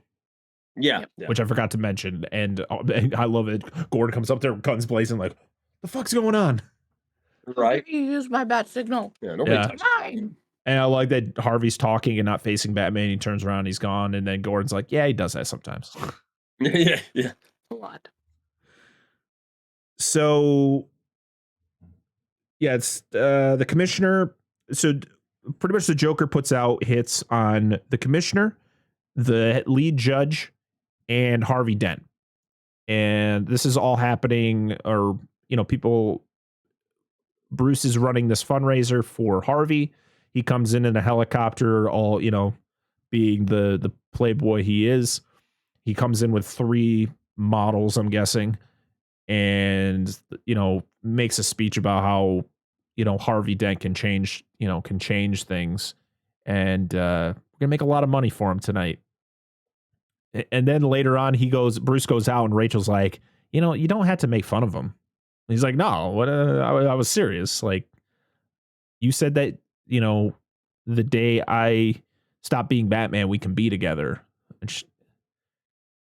And she's like, the whole time when they talk about the relationship, you can always see in Rachel that she doesn't want to be with Bruce because she knows for a fact that he can't stop being Batman. Yeah, he's too deep. But it's more of just the fact of her trying to just say what, she's just trying to, she says things to kind of ease him, to kind of put him in the right mindset and not, have him go in a different direction. Harvey asks Rachel to marry her pretty much. I guess he already asked her, but she was like thinking about it and she still doesn't know if she's going to. And then Bruce just chokes him out and drags him away. What are you doing? Yeah. Doesn't he like hide him in a broom closet or something? And it was because there was it was like a panic room type thing because they go by these 2 couples that must have been doing it. And they're like, thank God, a panic room. And then he just shuts the door and they're like, you gotta be kidding me. Yeah, right. Sorry, it's not for you. Yeah. So the judge gets a couple GCPD people come and they give her an envelope. They pretty much tell her that she needs to go. The envelope will tell you where you need to go. And I love it because she opens up the envelope and it's a Joker card. Or no, it's not a Joker card. It's just a piece of paper and it just says up. And she looks up and her car blows up. And when the car blows up, a bunch of Joker cards fall to the ground. And the next one is Commissioner Loeb, where he, Gordon goes there with a bunch of people and he's like, well, we got a threat on your life. And he's like, I'm the commissioner of Gotham City. I get threats on my life all the time. Yeah, you're going to be the one to tell my. There's like DNA evidence of him on the card. Like how did they get my DNA? I love how he's like, Gordon, you're gonna have to tell my wife why I'm gonna be late for dinner. God, I hate Commissioner Loeb. He sucks. He really does. He's like the worst character in this fucking movie. He was bad in the other one too. Yes, he was. Like I hate to say, like I'm glad like when to see a character die, but Commissioner Loeb was like, all right, that means we get Commissioner Gordon coming up, baby. Yeah, boy. So yeah, he gets poisoned with some liquor, and then the Joker makes his appearance at the fundraiser, and this is so good. So good. So this was the first time that everyone in this room saw Heath as the Joker. So the reaction so it was an elevator. When the elevator opens, Michael Caine never saw him. It was the first time. So like that natural reaction to it was real, was genuine, like, holy shit. And it's just Maggie either. Yeah. And it was crazy because they were in Brokeback Mountain together. They're actually really good friends, or were really good friends. Because, well, I mean, Jake he acted with her brother in Brokeback Mountain. Yeah. But it's you can see like when he goes around, like, good evening, ladies and gentlemen, he walks around, you can see like the genuine fear in some people's faces, like the woman that he takes the glass out of her hand and he just everything that was in that glass flies out and he takes a sip of nothing and then just puts it back down. It's funny when he walks in and he does his, good evening bit, you hear some stuff fall down. It sounded like, plates and shit fell down. That was all an accident. Somebody dropped something in the background and they just kept it in and it was Heath's natural reaction to turn around to see what it was. And they just kept it. It feels natural, though. Right. I love those little tidbits, though, where it's like, this wasn't on purpose. It just, some dude dropped something and we just felt if it worked. Wasn't Michael Caine supposed to have a line when he saw him? Yeah, but he was in such shock that he forgot his line. I was saying, something similar happened with what Maggie Gyllenhaal when she actually got to see him for the first time, because he was like in her face and everything. So yeah. I love he goes up to the guy and the guy's like, "We're not afraid of you." And he's like, "You remind me of my father. And I hated my father." Yeah. And that's when Rachel goes, enough. He's like, "Oh, hello, beautiful." And walks up to her. He kind of like prances over to her. Yeah. And then this is where we get our second Scar story.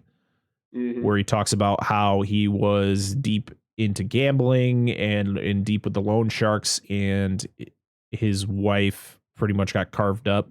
And so in order to, feel her pain, he carved the smile into his face. And she leaves him because he's ugly. Yeah. Now I'm always smiling. It's so good. It's just so damn good. I want to watch this movie again, like right now. Yeah. Like after this is over, I'm just gonna watch this again. It's so good. Oh man. And Rachel hits him and he's like, "Oh, a fighter. I like that." And then Batman's like, "Well, then you'll like me." I love, and then of course you get he fights the goon. The goon kind of gets the upper hand. He gets him wrapped around, and the Joker's got a goddamn knife in his shoe. Sink. Stabs Batman. Yeah, that had to hurt. I can respect the Joker's affinity for blades. Yes. Oh, he loves them. I mean, he even says why he uses them, and it's great when he talks to that cop later, which we'll get to. But I love how he knocks him down. Do you see how he knocks him down? He like turns his body and punches him with both fists and his cowl. Yeah, to knock him over.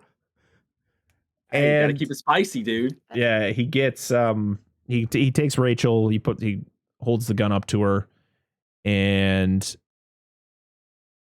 he shoots the window out, and Batman goes, "Let her go," and he's like, "Oh, poor choice of words." And then I love that. I was like, yes.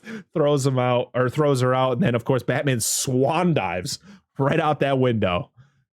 And the sheer fact that these two didn't get their legs shattered when they landed on top of this taxi is beyond me, because there is no indication that that his cape is slowing them down, but it just whoo, and they land so softly too. There wasn't like a big like boom. It was like, we're fine, guys. Everything's great. And she's so chill. She's like, let's just never do that again. Is Harvey okay? Yeah, he's fine. He's just passed the fuck out in a hole in the wall. Oh, man. It's great. So, Batman. Okay, wow.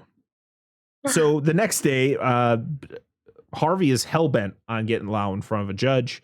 And this is the whole thing of like, you can't even protect your own people. All you think you're going to protect me. He's like, I don't give a shit. Put on this bulletproof jacket. We're putting you in front of a judge. Yeah, you're either going in front of the judge or going to county, and you know what they'll do to you in there. Yeah. And this is where we get a little bit of I think is the best detective, Batman detective part of this trilogy, of him trying to figure out the bullet. It was like these two guys got shot. He was like listening to the police radio, and he hears something about how there's two bodies at a certain address, and it was a person whose like first name was Harvey and someone whose last name was Dent, and they had the Joker makeup on, and it shows the mayor's face circled with a smiley face on it. But there's a bullet in the wall that he cuts the brick out, and he's going to investigate it. This is one thing where I was like, what are we doing here? I'm very confused what this whole process was, what he was trying to determine. Yeah. We were This was always one kind of part that just confused too. confused me.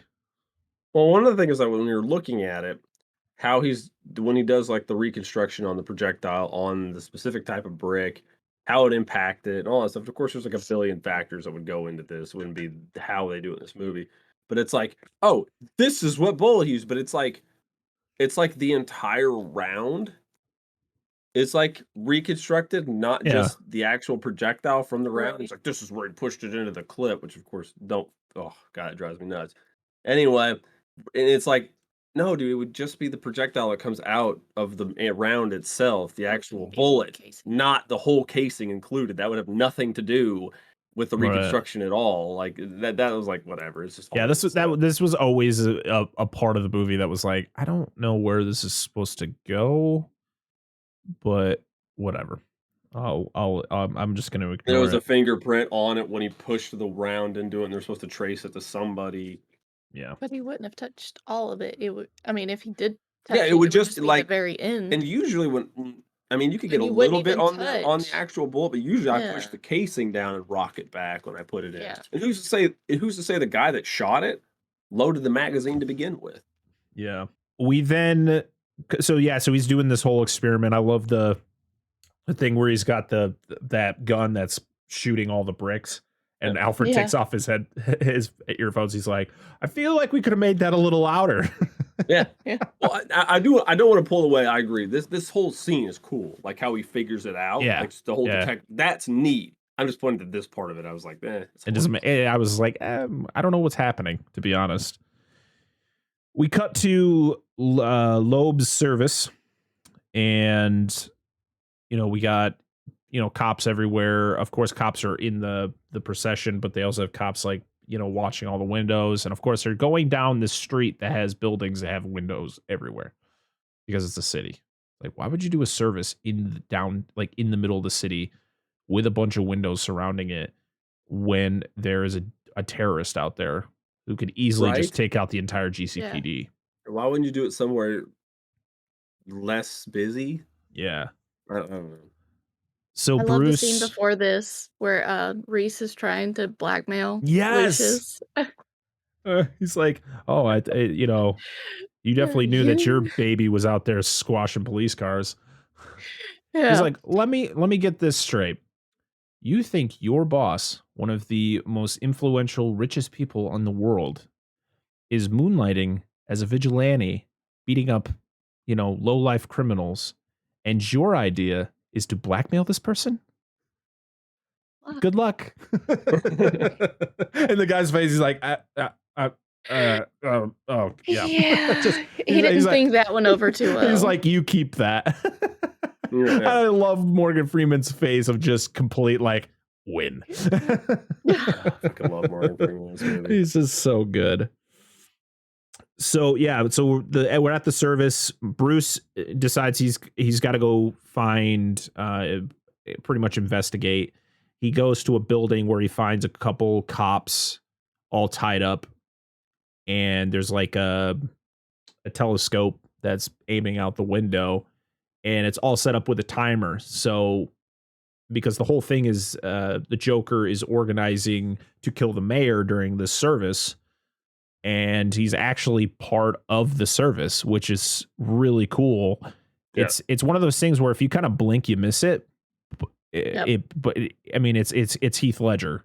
He's in the crowd. He doesn't have the makeup on, but he does have, you see the scar on his face as, they're doing the where they shoot into the air. Yeah, 21 gun salute. The 21 gun salute. Yep. And which you would not do in that place full of buildings. Do that in the middle you of would the not city. do a 21 gun salute.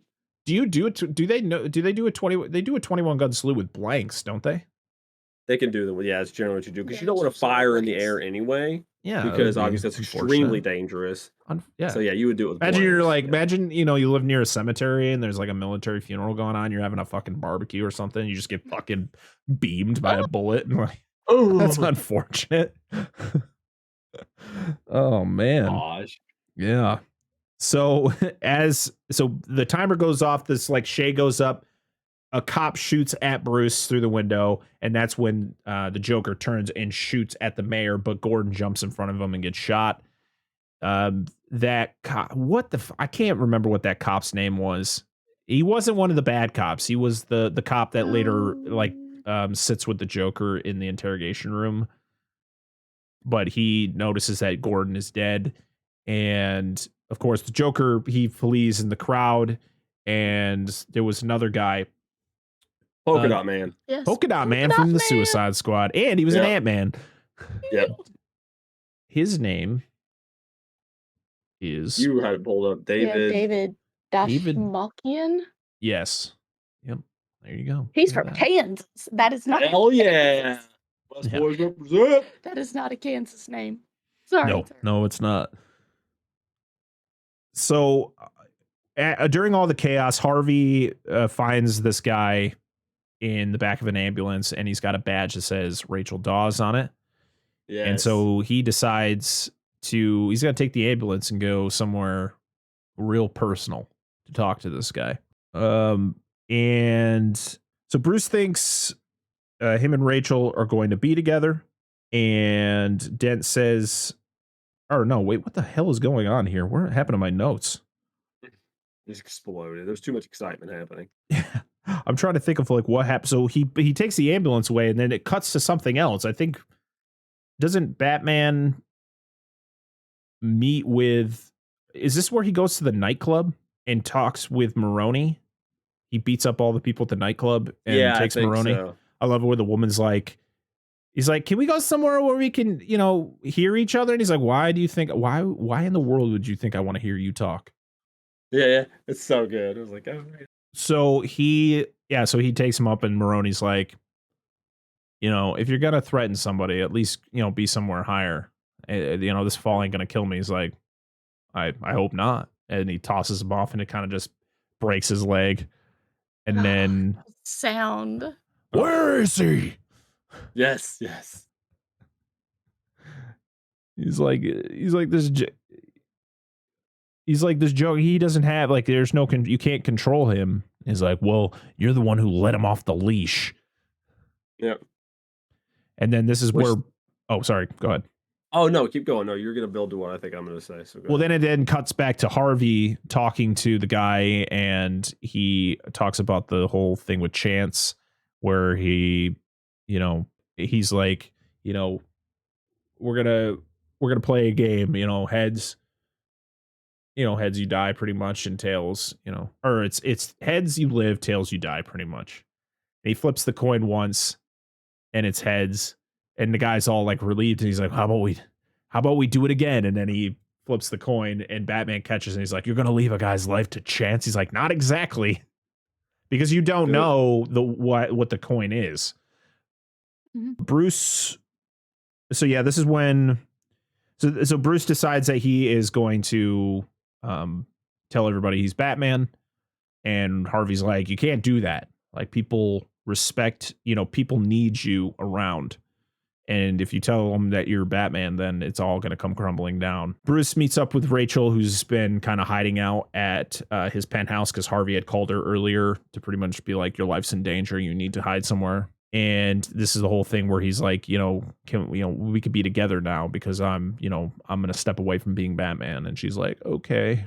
The next day the next day they have a press conference where Harvey is talking, about everything that's going on. Everybody's like, it's so bad here. And he's like, yep, you're right. You're right about everything. And then he tells the guys to arrest the Batman. And Bruce is about to go up, and then Harvey steps to the side and says, I'm the Batman. And everybody's like, what?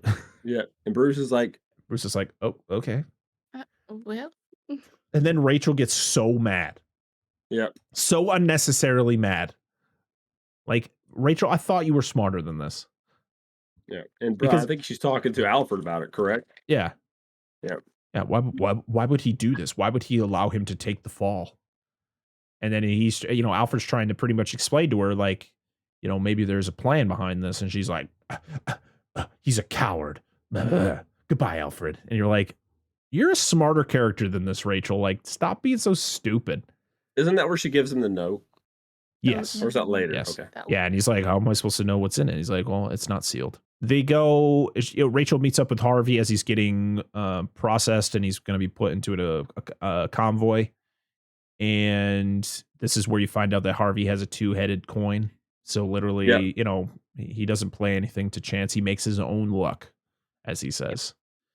And again, this is where Rachel is kind of being stupid, where she's just like, why would you take the fall for this? Blah, blah, blah. He's like, because hopefully with me being away and this whole thing, me pretending to be Batman, the real Batman can go take care of the dirty work. He can take care of the problem. And she's still like, and I'm like, Rachel, I don't like you right now. Yeah, just please stop and go away. Please stop. So we get the convoy. Isn't that where he gives her coin? He gives her his coin. Yeah, and it's got the 2 heads, and she talks about how he creates his own luck. So what are you expecting that he'll do the right thing? Yep. So the convoy gets ambushed by the Joker. We get a garbage. There's a fire truck that's on fire, which is ironic.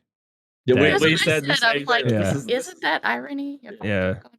Joker says some level of irony. They have to go down to the lower part of the street. This was another thing, was like, why didn't they just drive in the opposite side of the road? There's no cars on the street. There is 0 cars driving around in Gotham right now. It must be on a complete lockdown. And they had to go to the lower part of it, where I guess it was like a death wish. And of course, this is where things start happening, where the convoy gets ambushed. Like a garbage truck comes up. It takes a couple of the trucks out. I love the guy who's driving with the guy who doesn't talk. There's the dude who's driving the car. He doesn't talk at all. And then this one guy comes in and he just does shut the fuck up. Yeah. He's covering for him. He's got like a mask over his, like a thing over his face. Yeah. We're like turkeys on Thanksgiving down here. It's like, good one, guy. Thanks, dude. Thanks. Oh man. The Joker shows up in a tractor trailer that the side of the tractor trailer says, God damn it. Something Slaughter about is the best medicine. Oh, no, it says the best medicine is laughter, but somebody sprays paints an S, so it says the best medicine is slaughter. Yes, it's so good. He opens it up, he just starts shooting. I just love that he's just freely just shooting at the side of this armored vehicle. Yeah. Yep. It's a Glock again. Yep. And Harvey's just like, we're good, right? And the guy's like, yeah, they're gonna have to have something really big to get into this. And that's when they whip out a bazooka, and the guy's just like, what is that? Is that a bazooka? Yeah. It's got a freaking RPG. Yeah.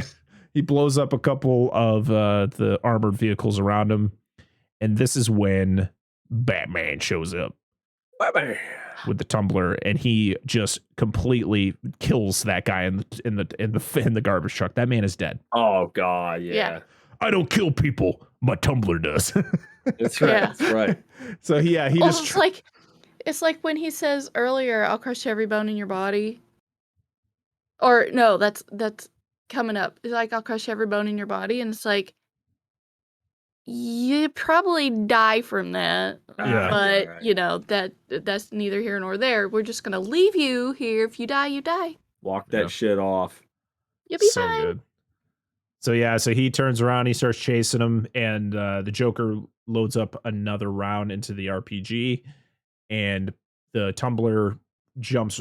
Does it have a boost that it can just literally jump a car without actually being like hitting the car for the boost? Well, I mean, it does have mentioned in the first movie where it's got like the throttle, but yeah, like it would almost have to ramp off the car, but it doesn't touch it. You said no, right? It literally it clears the car. Maybe that's something they added. That's fine, whatever. Something that I don't care about, to be honest. And it gets hit by the RPG, and it destroys it. And this was one of those shots where I looked at it and I was like, well, somebody did not look at these shots really well, because nothing was fluent. So when it shows it crashing from one angle, and then like 10 seconds later, it shows it again from a different angle, but before it crashes. So you see the same crash twice. Mm-hmm. And then when it's going to fall after it kind of like it's finishing, one angle, it's going to fall on the roof. and then it turns to a different angle where it falls perfectly on, normal.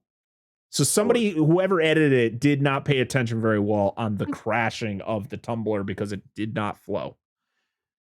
So the tumbler is just out of commission. This thing is fucked. Absolutely. And I love that the driver of the tractor trailer truck is dead, and the Joker comes in. He's like, excuse me, I'm driving now.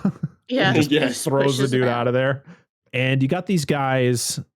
So you got these guys watching as the tumbler is just there, out of commission, and Batman's in there. Shit is just all the sensors are going off right now with extreme damage, and he does like a self-destruct thing, and you see one of the tires start to spin, and I like that the side of the tumbler starts to like come apart, and then it bursts into the bat chopper or whatever the hell is the bat bike. Yeah, with the biggest bat pod. Bat pod. Is that what it's called? Pod, but it's a bike. Yeah, with the biggest tires ever. Yeah. I love how it turns though. It does like the side, like when he comes out of that alleyway, it's like. Yes, it's very cool. It's very great. Interesting design. But it's great that the tumbler explodes near these men. I would have been like, wow. And they're fine. Just walk it off. Oh, it's the same when he's driving down the alley with all the cars in it, and you got the kids in the car. They're like, and then all the cars start exploding. Like, how did Batman know if there was somebody not in these cars? Right. Yeah, but blowing them up. Doesn't blow up the one with the kids. Like, no, gotta save the they're kids. all like, whoa. Yeah. He's probably got some thermal readout thing. It's like, there's no people in this car. Yeah. He's driving through a mall. Yeah. Why not? Yeah, he's just he's just going through it all until he comes out of the alleyway and he's face to face with the Joker. I love when the Joker's in the car and he's just like, I love my job. So he faces him off and he thinks they're just gonna go head to head, and Batman like makes the bike lower so he shoots a line into the front of the truck. He dodges it and then he wraps it around a bunch of poles, and then he drives up on the wall, and the bike kind of does this weird spin and he lands. And then the truck literally, it was all practical, by the way, this truck crash or the truck flipping. That's what I thought. It looked good. Yeah. It's so cool. There's a lot of great effects in this movie. So the Joker gets out and he's all discombobulated. He starts shooting cars. And this is where we get the face off. It's very similar to Batman 89, where you get the face off between Batman and Joker. And, he's begging him to hit him. But if he knows Batman's not going to do it, so Batman crashes. Joker does the, he dances around. He kind of, one goon tries to take his mask off and electrocutes him. Yeah. And then Joker does doing crazy shit. And then he's about to do it too. And a gun gets put behind his head, and it turns out to be Gordon. It's like, Gordon didn't die. Woo!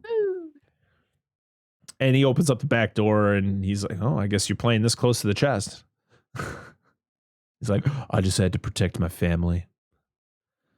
I do like the scene when this was way before, but when Gordon dies, the two cops go to visit Barbara. His wife's name is Barbara in this trilogy. Yeah, which is wrong. Yeah. And I like that Batman's there too, and she knows that he's there because she yells at him. She's like, "You did this. You did this," as he's like in that same spot that he was in before in Batman Begins. Kind of with his head down. I thought that was it was a pretty powerful scene. Her emotions were really good. And then of course you get kind of a similar scene when he shows up alive and she's like, in shock. Hits him. Yeah. Yeah. And I like the scene where he goes up to his son and his son's like, did Batman save you, Daddy? And he's like, no, tonight I saved him.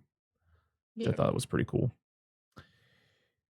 He goes down to the holding where they're holding the Joker. And of course, the Joker, they're literally emptying his pockets and it's just knife after knife. And then one of them is a freaking potato peeler. And then That's what I said. I was like, oh, it's a vegetable peeler. No. Yeah. the mayor shows up and he's like, what do we know? And he's like, well, no name, no other aliases, no prints, nothing. There's nothing on this guy. And the mayor's like, come on, he can wait, go home, Commissioner Gordon. Yay, we finally did it. We're finally here. Everybody and claps, I love it. It's like the Joker. Even the Joker. Yeah, it's so good. He's excited. So good. They throw this dude into the holding cell who's he's got a stomach ache going on. He's in pain. It's hurt. I'm bitching. Yeah. Step away from the bars. We get the interrogation scene where at first Gordon goes in there to talk to him. And he's like, well, if we're going to be here a while, I need a coffee. And it's like, good cop, bad cop routine. Not exactly. As he shuts the door and the light turns on, it's Batman, and he slams his head on the table. I love it. He's like, oh, never start with the head. Gets the victim all fuzzy. Yeah, exactly. Then he punches him in the hand, and it's like no reaction. He's like, you see? This conversation between Batman and Joker is just so good. The Joker is literally, he talks about how initially he wanted Batman killed, and now he's like, what would I do without you? Type deal. Yeah. He's like, you complete me. What am I gonna do? Go back to ripping off gang leaders or whatever, gang members? Yeah. What do you think I'm gonna do? Go back and rip off mob dealers? Like what? That's it. Yeah. It's all great. And then of course when Batman starts getting aggressive with him and he starts throwing him around the room, I just love how maniacal the Joker is, where he's like, you have nothing. You have nothing on me. You have nothing to intimidate me with. Yeah. And he talks about how, at first Gordon was talking about how Harvey and Rachel never made it home. And he's like, well, how could it be me? I'm in here. Yeah. And, Batman is getting really aggressive. And of course, Batman, he's getting so mad because he knows, because Rachel's in trouble. He doesn't give a shit about Harvey. He's more concerned about Rachel. And he throws the chair into the door so they can't get in. So he could just fucking bash Joker's head up against the glass. And that's so good. Joker's just laughing the whole time. He's like, I'm going to tell you where they are. And he tells him the address, the two addresses for them. And, but you can only save one. And I love when he's talking about his one rule. You have one rule. Yeah, I'm thinking about breaking it. So they all rush out. They're in a panic. So, of course, Batman goes after Rachel. So Gordon and a couple people, they go for Harvey. But the Joker flip-flopped the addresses. So when Batman shows up, it's Harvey in there. And, of course, at this time, Harvey and Rachel have been talking to each other as they're strapped to chairs surrounded by barrels upon barrels of gasoline. And Harvey ends up falling down. He gets gas covering the side of his face, which, will help create his character later. And of course you get that really defeated scene where Batman comes in and he notices it's Harvey, and you could just hear Harvey's voice over the intercom with Rachel. Like, no, you're not supposed to be coming for me. And you can see Rachel just completely give up. She's like, she knows she's going to die. Yeah. And then right as she's trying to say something, it blows, the warehouse blows up. Yeah. And Batman just gets Harvey out of the warehouse, but when it blows up, it sets the gas that covered his face. And Batman does a really bad job trying to get it out. Yeah. He's just waving his hand around like, I don't know what I'm supposed to do here.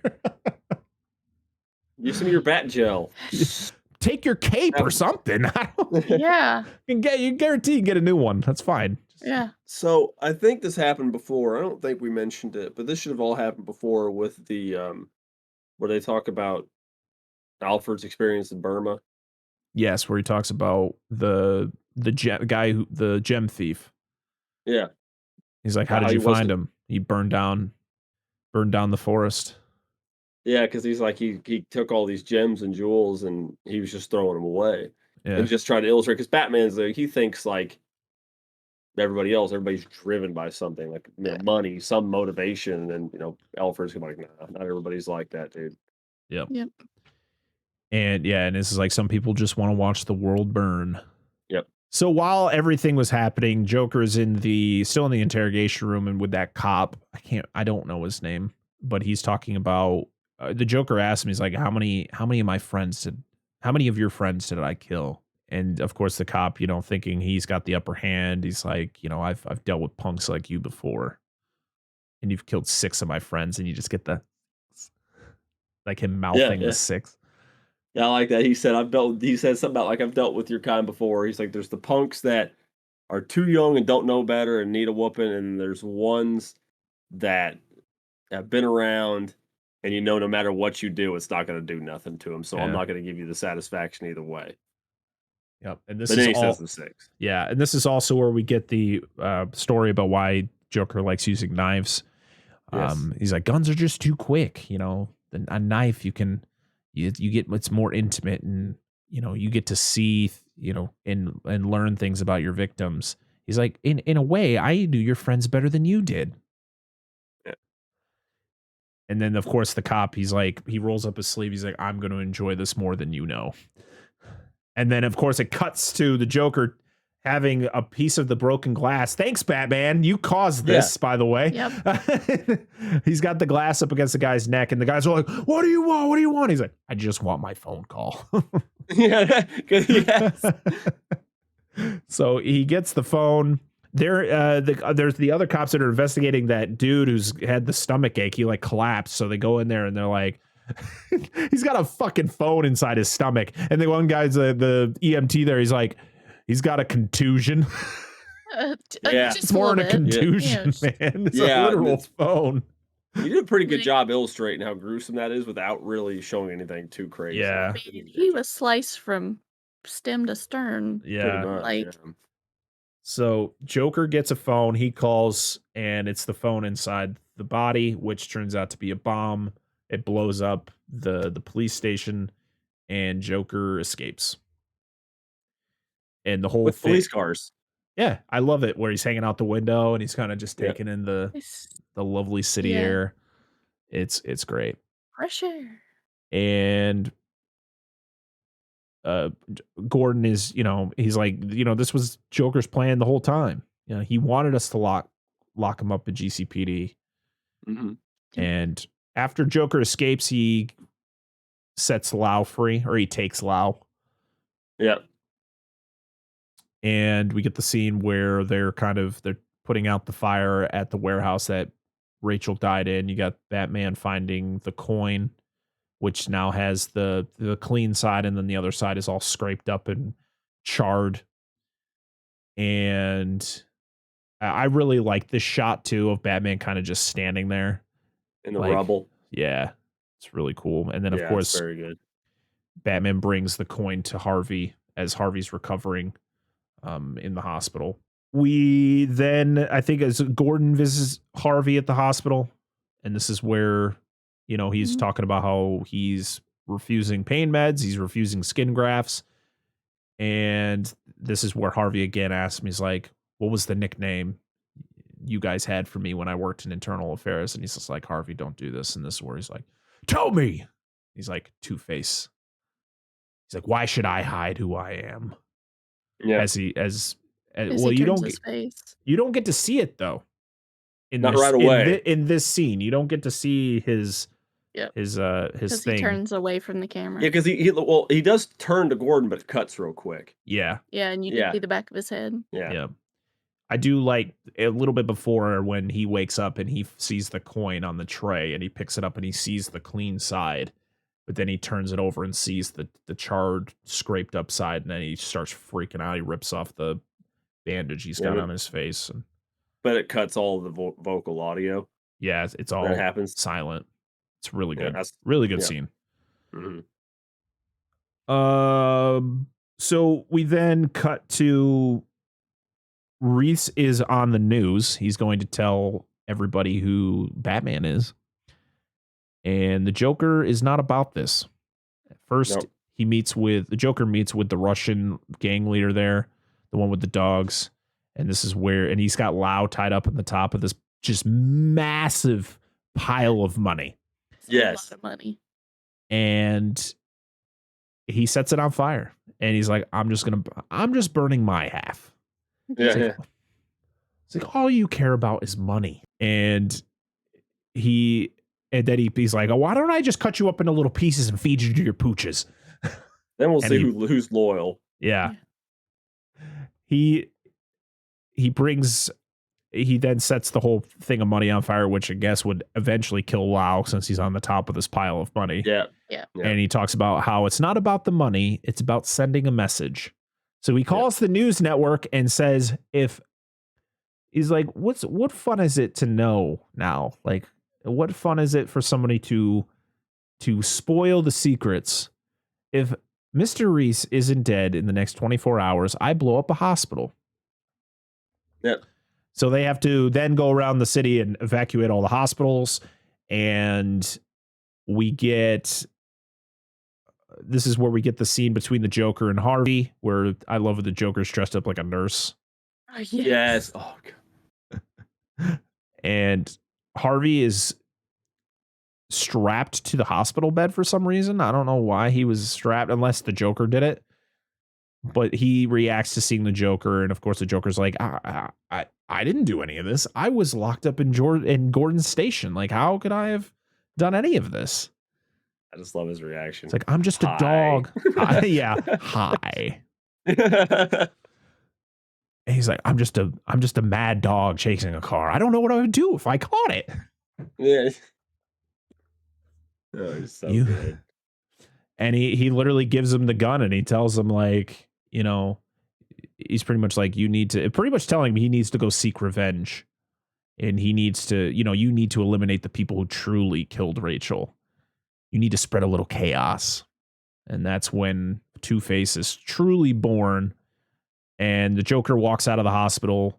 This reaction. So this whole scene. So the scene is, him walking out and everything's blowing up behind him. But then he walks outside and he presses it and nothing happens. Well, it wasn't supposed to happen that way. The pyrotechnics or the explosives they were using, they didn't go off like they should have. So Heath Ledger improvised the scene to look like it was just his device wasn't working right until it just miraculously started going off again. And his general jump was actually like his genuine reaction to like, oh shit. And then he hops in the back of the bus. I do like the little touch of when he, after he walks out of the Two-Face's room, that he uses hand sanitizer. Yeah. Like a lot. Yeah. He's got paint all over his hands. Yeah. That's so good. So Reese, he is trying to get out of there. The cops are there, and he gets shot at a couple times. He's inside the car. There's a cop in the car that has his wife's in the hospital, and and Bruce Wayne's there with his Lamborghini, and he puts the car in front of this truck that was going to smash into the side of this police truck. Yeah. And he's like, that's very noble of you, Mr. Wayne, is it? It's very noble of you to put your car out there. He's like, oh, what, to try to hit the light? Yeah, catch the light. Yeah. Oh, so you weren't trying to protect this car? He's like, why? Who's in there? And then he sees Reese. And he looks back over at him. Yeah. He's like, oh shit. So good. Sending a message. Oh man. So, oh boy. So Dent goes on his killing spree. He meets up with Wirtz, I think was this first cop who was at the bar. Yeah. And he goes, yeah, I love what the guy's like, I'm going to go take a piss. And then he walks out, and then he hears like the bell ringing, and he's like, what, do you need somebody to shake it for you? And I love, Harvey takes the shot, and then it starts to drip through his like burnt face, and he like wipes the bone, his chin bone there. Yeah, so it's a lot of infection here. Like this is a very open wound. He would have been hurting. I love his interpretation of Two-Face. It's so good. It's all CG, by the way. There's no makeup. It's just for the sheer fact that it would be so hard with the vision that they had for this. Like, it was a burn. So like you can see his teeth, you can see his chin bone there. You can see like his eyeball is fully exposed. Like, it's not something you could really make a practical piece and have it look good. And this CG looked really good. But again, it's just like, that's a very exposed eyeball. Like, you're supposed to blink. The blinking helps moist it's supposed to keep your eye nice and moist. And that's a really dry eye right there. But Harvey's on full adrenaline here. Like, that's what his entire spree is about. So of course he flips his coin. It lands on the bad side. He kills Wirtz. He then shows up in Maroney's car. And he's talking to me. He's like, I had nothing to do with this. He's like, it's your people. He's like, the Joker is it was the Joker. He's like, the Joker's just a wild dog. I need to take the people who let him off his leash. Like, oh shit. And so he flips the coin and it lands fine. And then he flips it again and it's the bad side.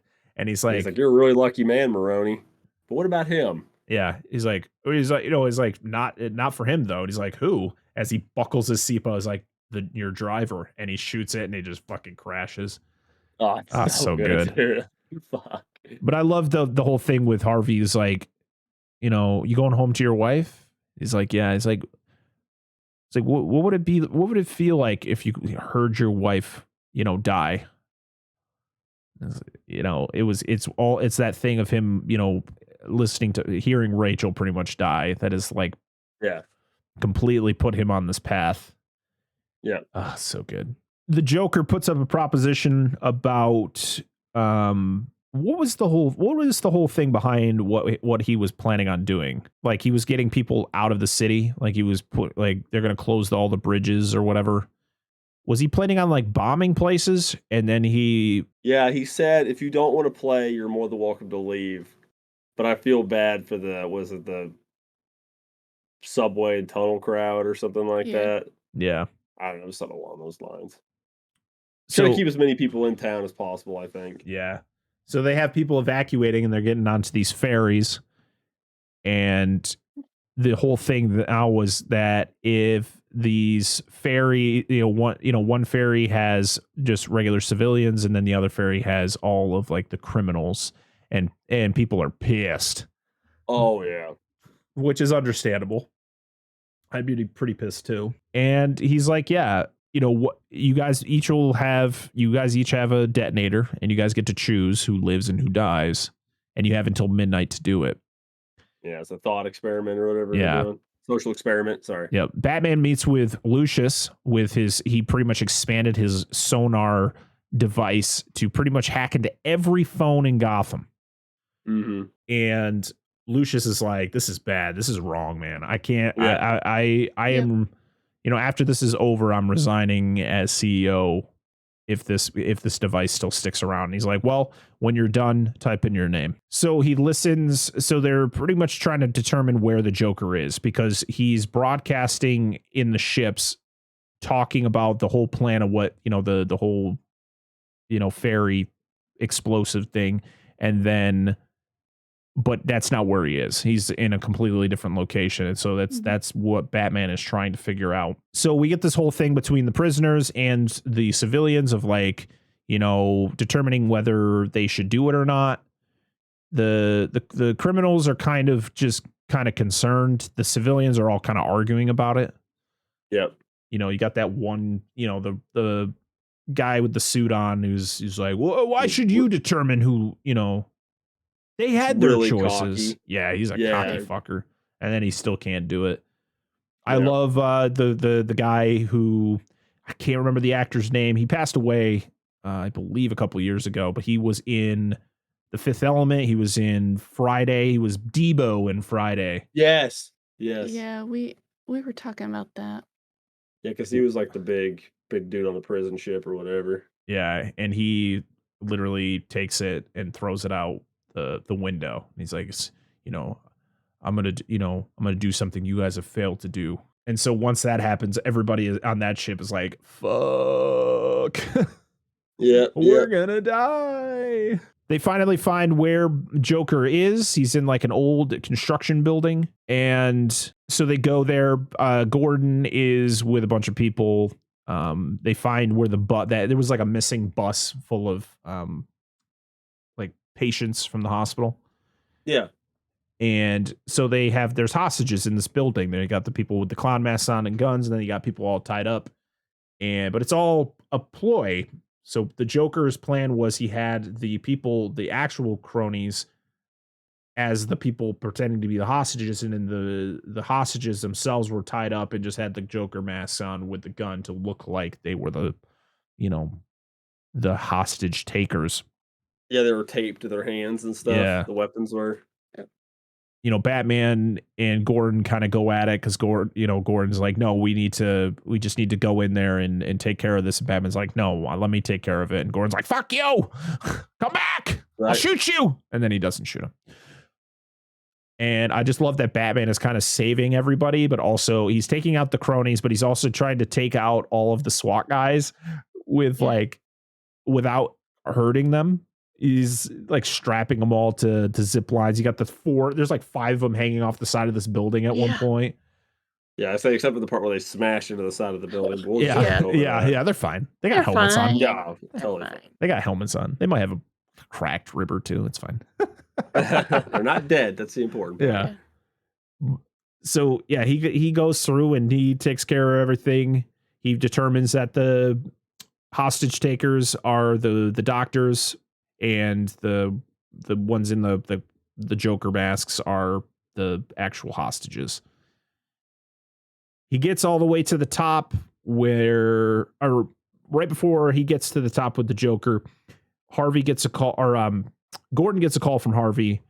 Actually, at first it was Ramirez calls his wife to tell him that she needs to go somewhere because that's where Gordon, she gave her an address. It's the same address that Rachel died at. And they go there. He gets a call from Harvey pretty much saying he's got his family. And then Batman and Joker confront each other, and Joker has the upper hand the whole time. He gets attacked by dogs. Yeah, he gets more dogs. Yeah, it's the same dogs. It's the same dogs from before. Yeah. He gets attacked by the dogs. He throws one down an elevator shaft, so one of them's dead. Yeah, and he just sure tosses the other one somewhere. And then he goes after the Joker, but the Joker kind of comes at him as he's being attacked by the dogs. He hits him with the lead pipe. Yes. And it fucks with his sonar thing. And so as he's trying to figure that out, the Joker attacks him again, knocks him down, and then pins him underneath like a railing. And yeah, that's where we get you're just in time for the show. And then he's like, here we go. And then nothing happens. Yeah. He's like, can't rely on anyone. Always have to do things yourself. Yep. So he takes out the detonator, and right before he's about to turn it on, he's like, you want to know how I got these scars? And Batman goes, well, I know how you got these, and shoots his freaking, the gauntlets. They come out and they attack. They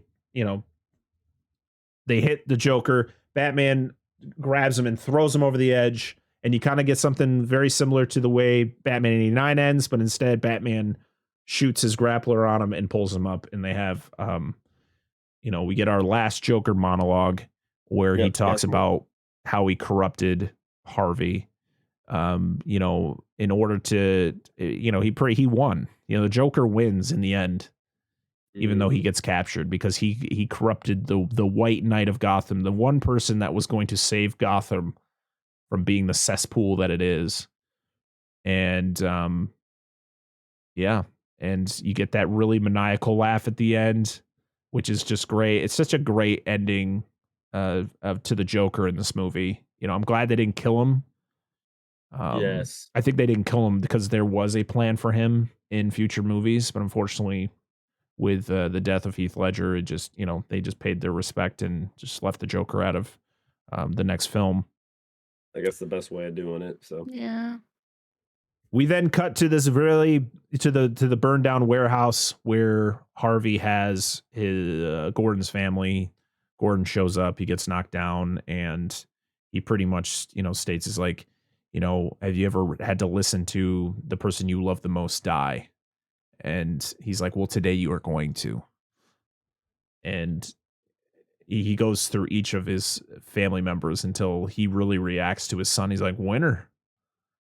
Yeah. And Harvey's speech in this too is really good because he's talking about, he's just like, lie like I lied. Tell your son everything is going to be okay. And it's just so powerful because Gordon's like, son, it's going to be okay, son. It's going to be okay. And that's when you get, he's going to shoot him. Or first Batman shows up. He tries to make peace with it and he starts flipping for everybody. He flips for Batman. It's on the bad side. He shoots Batman. He does it again for himself. He's fine. And then he was going to go get his son. And right as he flips it, Batman tackles him off, kills him, saves the kid. He falls. Gordon goes down and they have their little speech about how, Batman pretty much is like, everything that Harvey did, I did. You tell everybody I did everything so that Harvey's image is still intact. He's still the White Knight. And everything that he did before this won't be nullified. And Batman runs. And you get the really weird speech. I'm not really a fan of this final part with Gordon just kind of naming off things that Batman is. Yeah. He's he's the harbor. It was all weird. He's like, Daddy, why is he running? Because he's not the hero we need. He's the hero we deserve. It's kind of cool when you think about it. Yeah. No, like then that's what he says. And then he calls him the Dark Knight, and then it ends. Yeah. Yeah, because he's the fall guy. He has to take the fall for us, save our city. So. Yep. And that's it. As Batman rides away in his Batpod, it cuts to black, and that is the end of The Dark Knight. God, this movie's so goddamn good. Isn't it? Yeah, Listen, like we said before, this movie has some, flaws when it comes to certain shots, but it's one of those things where you kind of ignore it because of how good the story is and how good the performances are from the actors in the movie. I feel it's very minor. Any issues are very, very minor. Very minor. Next week, we will be finishing. No. Stop here. We're good. Yeah. No, I'm just kidding. Go ahead. Show over. We're done. Never is never. Yeah. Next week, we are finishing the Dark Knight trilogy with the 2012 The Dark Knight Rises.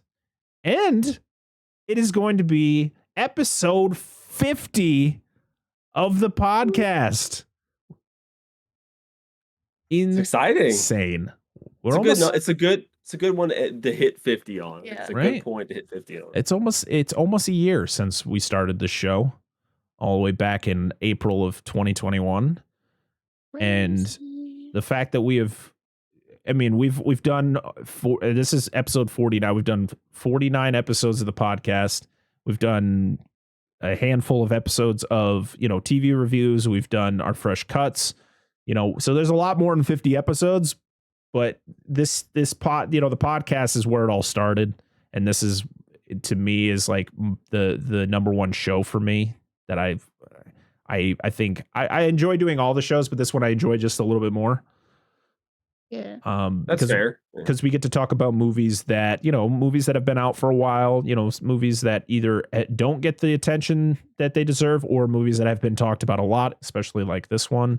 But it's more of just the perspective. It's other people's views on the movie that make it more interesting. So next week, The Dark Knight Rises. This week has been crazy. So Monday, we released, I sat down with my friend Shoning, and we talked about Halo episode 1 and 2. Tuesday, we released Resident Evil Afterlife, the video debut for that. Wednesday, we released our fresh cut of the movie Fresh.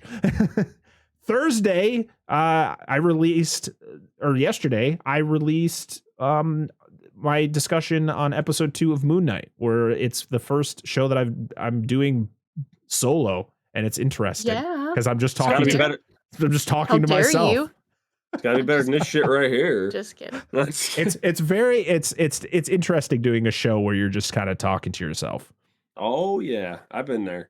So, but this is the first week where there is a piece of content every day, other than the weekend.